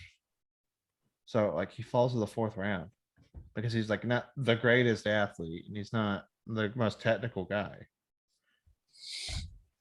Yeah, and it it blows me away time and time again that now I just used Auburn or Georgia as an example. If that kid would have gone to one of those schools, he would have. For Auburn, it's like I don't. If I'm a top recruit, I'm like, why would I not want to go to Auburn? I get to play Alabama and Georgia every year that I'm at school there. But then I think about it, it's like, oh, I don't want to go to Auburn because I don't want to play Alabama and Georgia every year. That's the hardest coaching job in the country. There's no doubt. And LSU, you got to play LSU, Alabama, and Georgia every year. It's up there. I mean, just trying to think of other jobs. There's no other job where you have a lineup like that. Your two biggest rivals you have to play every year, and they're consistently in the top 3 every single year. Yeah, there's no other coaching job that's harder than that. Vanderbilt. What? There's no competitiveness because they suck for. Which is why it's so hard. I mean, think about it. The reason why Vanderbilt sucks as a job, you can't really recruit because the school's going to be stingy with you unless you're like you've proven yourself good enough, but they'll bend the rules for you, which is very hard to do.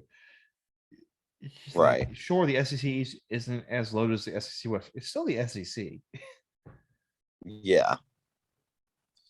3, I mean, like, you don't have talent to start with. the only other job that I can think of that might be equally. I mean, I guess it would be either Texas or Ohio State. Ohio State's a relatively easy job if you think about it. Yeah, I play Michigan every year. Okay, wow, you beat the team that usually chokes to you. Oh wow. Like I'm just talking about like, the other thing is like ease of recruitment. Like one of the hardest schools in the country is Kentucky.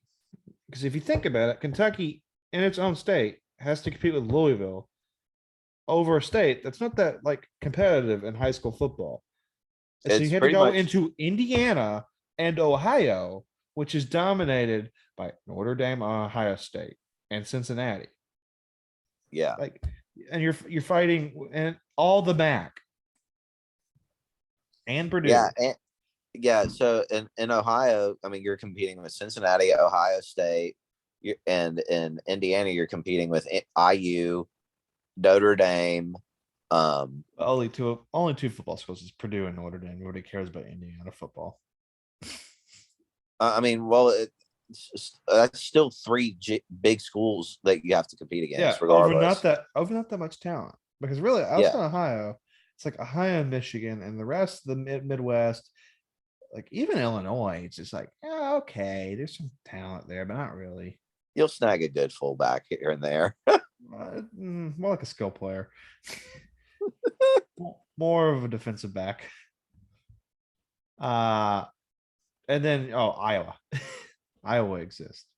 And Yeah, Iowa always recruits really well in Iowa and like occasionally has to go outside the state because Iowa is not known for their people of skill positions. yeah, they're known for a left guard, They're but known for offensive linemen, defensive linemen, linebackers, and tight ends. yeah, but yeah, that I mean that just proves my point. There is no hard coaching job in the country than coaching at Auburn. They're they're they're just it's just not out I there. don't know. I would say Kentucky's harder. As far as schedule or from a recruiting standpoint or what. You have lesser facilities and good chunk of the SEC. You're in a harder area to recruit. You don't have as much of the fan support in your favor that Auburn They really does. shouldn't even be in the SEC, honestly. They're one of the original members, and we need them for basketball. I'm saying I'm not saying from an accolade standpoint. I'm speaking purely geographics. Well, I mean, if you're going to get into that argument, then neither should Arkansas or South Carolina. Yeah, or But like, Mizzou. well, especially not Mizzou. Mizzou never should have left the Big 12. I think they admit secretly they don't want to. Honestly, you know what the worst conference realignment one was? Maryland. Maryland never should have left the ACC Oh, I forget that they were in the ACC. because they're forgotten in the Big Ten. Right. Like they moved to the Big Ten so they could be more competitive. I shit you not, football, and they've been better in basketball. Maryland is one of those weird schools that you look at them and just where they're at in the country and how Maryland is as a school is like you should be better than what you are. Well, because it's the Big Ten. If they're in the ACC, they should be like Louisville of the East Coast, pretty much. they would be Louisville because they would be in the ACC and they would be competing for the ACC title because it's literally at this point really just them, Clemson, and Louisville and Notre Dame. Yeah, Because that was the thing with Maryland. People forget before the Big Ten move, they were consistently like recruited well. They were consistently snagging people all across DC from Northern Virginia, occasionally into North Carolina, and they had a pretty good control over Maryland. yeah, Maryland's like a better recruiting state than people give it credit for because they think it's small because of the area, but with Baltimore, you have a really big football area. Oh, Maryland is well the whole the DMV area, the DC, Maryland, Virginia area. Yeah. It is fucking awesome, but with the exception of uh California, with the exception of California, Alabama Gulf Coast, Florida Panhandle, the DMV area is probably the third best area in the country, in my opinion, to recruit out of overall. I don't know, Southeast Ohio, Florida. You said Southeast Ohio. No, Southeast Florida. Oh, Because Miami, like Dade County. more like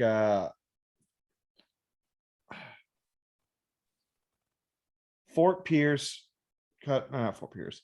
Uh, fuck, I'm blanking the name of the beach. North of Florence. Uh, about 2 hours south of Tampa. Cut it there. Run it Like to about, yeah, Naples, yeah, Florida. north, just north of Naples, Yeah. that town, Fort something. Uh, cut it there, run it all the way to the other side around basically West Palm Beach. West Palm Beach Fort down to Lauderdale? Boca. Well, cause like, like Calvin Ridley, Marcus Brown, Marquise Brown and Lamar Jackson from like the same fucking 10 miles. Yeah. And it's in Boynton Beach. Yeah. I mean, like, well, And then all the way down and then to the place where they chase fucking rabbits in the burning sugar field on foot, huh? where Anquan Baldwin's from. If you really, if you want to get down to brass tacks, though, it's really unbelievable how many national champions and how many first round draft picks have come from the Alabama Gulf Coast. Yeah, I'm out. AJ McCarron, Jake Coker, Julio Jones, Nick Fairley. I mean, those are just ones that come off How the did top they of do my it? head. How'd they do in the pros?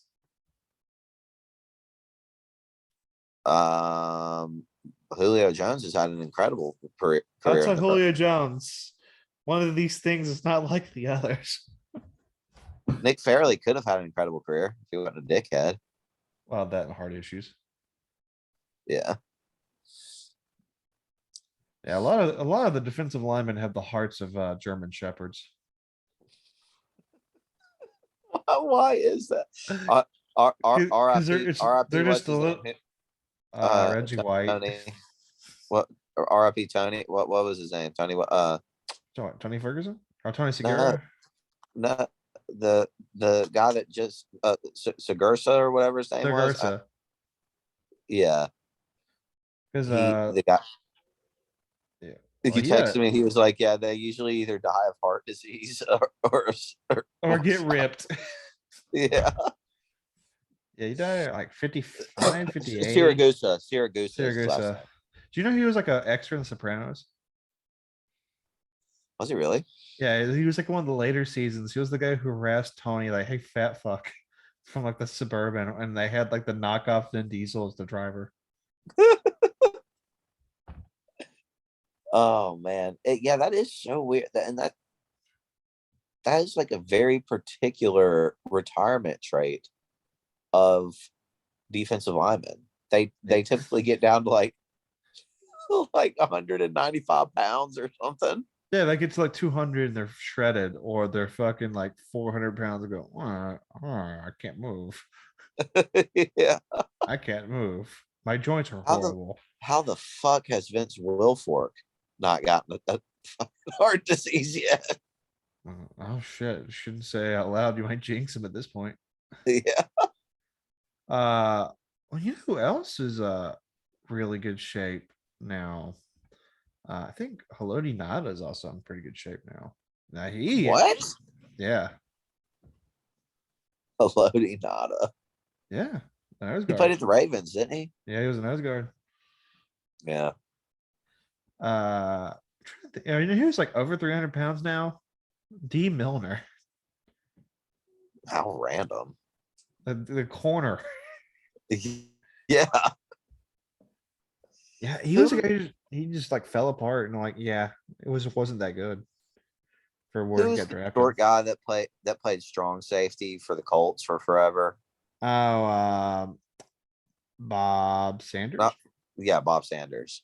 I was watching highlight reels of him like a few days ago, and I forgot how fucking good that dude was. Before we had to start closing this down, I'll part with one video.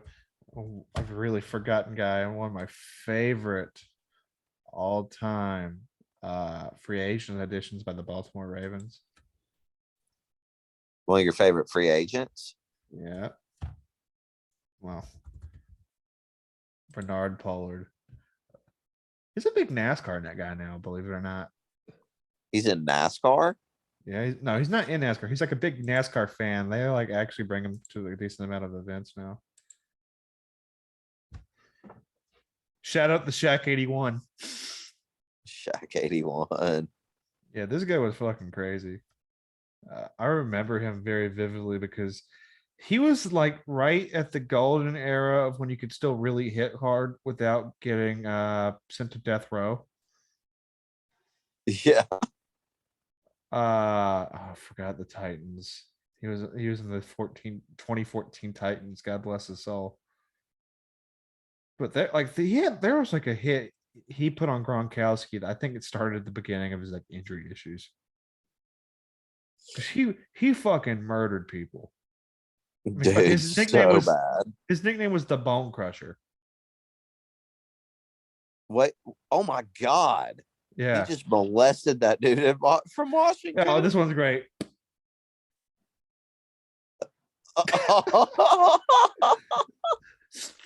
Do it now. Straight to jail. Straight to jail. Right away.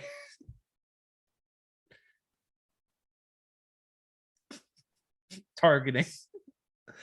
Oh, you want okay? One more guy. You ever heard of a guy named fucking Bill Romanowski? Uh-uh. Oh, fuck off, Google Chrome. Oh yeah, forgot the block. Hold up. Are you on DuckDuckGo so they can't track you? Oh yeah, they still sell my shit anyway. I'm probably about to go to like Zon clocks or the Russian whatever one. Yeah. This guy is like one of the biggest assholes to ever play in the NFL. Keep in mind, he almost like broke Shannon Sharp's finger because it got tangled in the visor, and he's like went like that. Yeah. And he went to Boston College too, by the way. Oh, this guy Unsurprisingly, he that did guy, steroids. that guy looks like the fucking. He grew up in like North Boston, privileged little fuck that went to Boston College. Unsurprisingly, did steroids. Unsurprisingly. He actually ruined a guy's career because he had roid rage. Did he actually hit hard though? Yeah. Oh god, these highlights suck. But like, there's footage of him just like intentionally decleating people, intentionally dirty hitting people. Like everybody said, he would find every cheap way to hit you. Throw an fucking like uppercut to your kidney on the ground. Oh, dude, this is hold on. There we go. Leads with his head. I wonder if Intentionally high hits a quarterback. I wonder if I can screen share this, what I'm looking at. So I watched, you know who Ken Burns is, obviously, the document, the guy that made Ken Burns Civil War, Ken Burns World War II, and he has that baseball docuseries. Yeah. I watched his docuseries on baseball, and he had a chat. You know how in his documentaries he goes by chapters. Well, on his baseball one, he called them innings. Yeah. And one of his innings, he was covering all the biggest hotheads of baseball. Yeah. I don't know if you know who this guy is. His name is Billy Martin. Yeah. He coached for the Yankees 5 separate times. Yeah. Listen to this. Billy Martin was involved with brawls and arguments both during his career as a player and as well as his time as manager. Martin was involved in several fistfights by the likes of Tommy Lasorda, Jimmy Pearsall, Clint Courtney, Matt Batts, Jim Brewer, and Reggie Jackson. Yeah. He fought Reggie Jackson in the dugout. Based. He's like an old ass man. The manager of the Yankees got in a full blown fist fight with Reggie Jackson. So by the way, here's some of the cheap shots of Bill Romanowski. Because he has a document. There's where he spits in one of the players' faces. That might have been Dallas Clark. Here's one where he outright puts his elbow into the guy's neck. And then it kicks him while he's down. Well, it's the Cardinals. They don't have any talent. Hold up. Let's wait for this to clear a little bit. He already got kicked out of a fucking Philly game.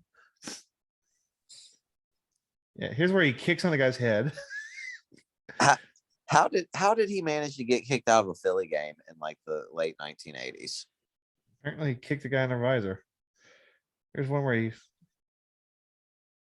Yeah, I When guess did he when did he stop playing? This game looks like that game looks early 2002, 2000s. 2002, 2003. He was a big guy for Blitz the League. He did the voice for one of the characters in it. It's just Paul drives a dude way out for no reason. Yeah, yeah, way too fucking late. 6'4", 245, and they don't make linebackers like that anymore. Hell no. Because I mean they should. If you want to The look at, the linebacker position just isn't as cool anymore. I don't think it's that. It's look at all the really good linebackers in the NFL today. Like Darius Leonard's a great example. Guess Darius Leonard's weight. Like 225. Actually, a little like right around that's probably his weight. 225 to 220. Yeah. He's 6'4". Like he's tall, but like they want these really big range, like not range. They just want these really rangy. They Well, can still hit that is what they hard want. and They want still rangy guys. they could still hit. They could still tackle. They could still fill in, but like they don't want the 240, 250 pound fucking like guys that you use in a 4-3 that are there to basically suck up anything that gets through the middle. But those guys are more fun to watch. But those are the guys that me and you grew up seeing, like Brian Urlacher and like. Well, but Brian Urlacher was an exception because Brian Urlacher started out as a safety. Yeah. At that size. Like he was a freak of nature for his like thing. But like, Zaven Collins is very similar to Brian Urlacher in build and play style. But like, and you're gonna see this in next year's NFL draft. Noah Sewell was a guy who 20 years ago he would have been a top 10 pick, no question. I wouldn't be surprised if he doesn't even make the first round. Really?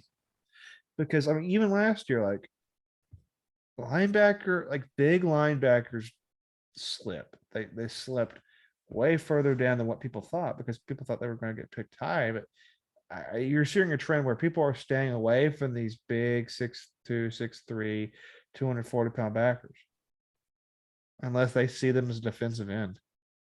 Yeah. And even guys like Micah Parsons. Micah Parsons at the end of the day is like, yeah, he's 240, but like he's also a perfect build and a freak athlete. Not many people on God's green earth that can play at 240 at was he 6'2", but he has really short arms for his build. But like he's just a fucking freak athlete who can bend like crazy. And he's so explosive. His first step is so fucking fast. He was one of the best pass rushers in the NFL last year, and he has one of like the lowest metrics in arms, which is like one of the most important things you can have. Which is the reason why he went to Penn State because he originally wanted to go Ohio State. And Ohio State's like, you're too short to play defensive end. Yeah. You don't have enough reach. And Penn State's like, well, you don't care. You want to be a linebacker. And he said, I could live with that. Yeah. Yeah. Ends up being a defensive end anyway. Really. And well, actually, he probably does do more stand up than he does. Yeah. I mean, he usually plays buck, doesn't he? Well, he's buck, but like even then, like how many times does a buck actually drop in coverage? Hardly ever. He still probably does a bit more than most bucks do because he can, but it's like the whole discussion with Anthony Barr, but we could keep going on and on and on. It's already like 12:40 here. Yeah. Any final thoughts? Anything in particular? Let's end this screen share. I mean, really, my only final thoughts are that Cannoneer probably has the best chance of beating Adesanya out of anybody that's active on the middleweight roster right now, besides Perea. Yeah. I really hope that Adesanya wins because I really want to potentially see that Adesanya Perea rematch in UFC Octagon rules. So I really hope that happens.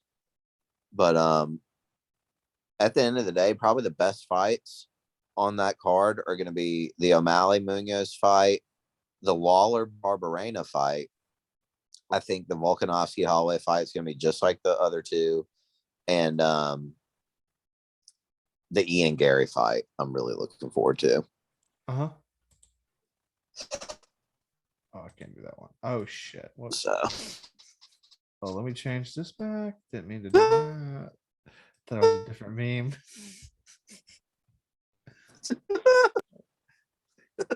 Whoops. I need to shut it down. but anyhow, Hey, I'd like to like maybe we could just do a like we can watch the card. We could do like how Joe Rogan and those guys do. They do a fight night and they just watch do a podcast over the fight. You know. maybe I was thinking about having people over at my house for Saturday. I was thinking about. I think I have a buddy coming to town for that. Roger that. Yep, but I mean, I'm willing to maybe not like for a stream, but like we could have it like just on like FaceTime and I can do something like that. Yeah. Maybe for this one, maybe not this one, because again, I'm gonna have a guest. So it's like, actually, no, I could probably do it. The only question I would have is I probably wouldn't have very good Wi-Fi in the living room when I would be doing it. Yeah. We'll figure it out. That we could do. We could always do something afterwards. Oh yeah, I'm definitely down for like doing like a quick recap, but I can't do too much because they got something at 8 Sunday morning, and it's probably gonna be like 1. Oh fuck. Yeah, But all right, man. Well, it was good as always. always a pleasure. Thank you as always. Yeah. Later, Us, man. Ethan, and we're gonna end the recording. Like, where's the end recording? Oh.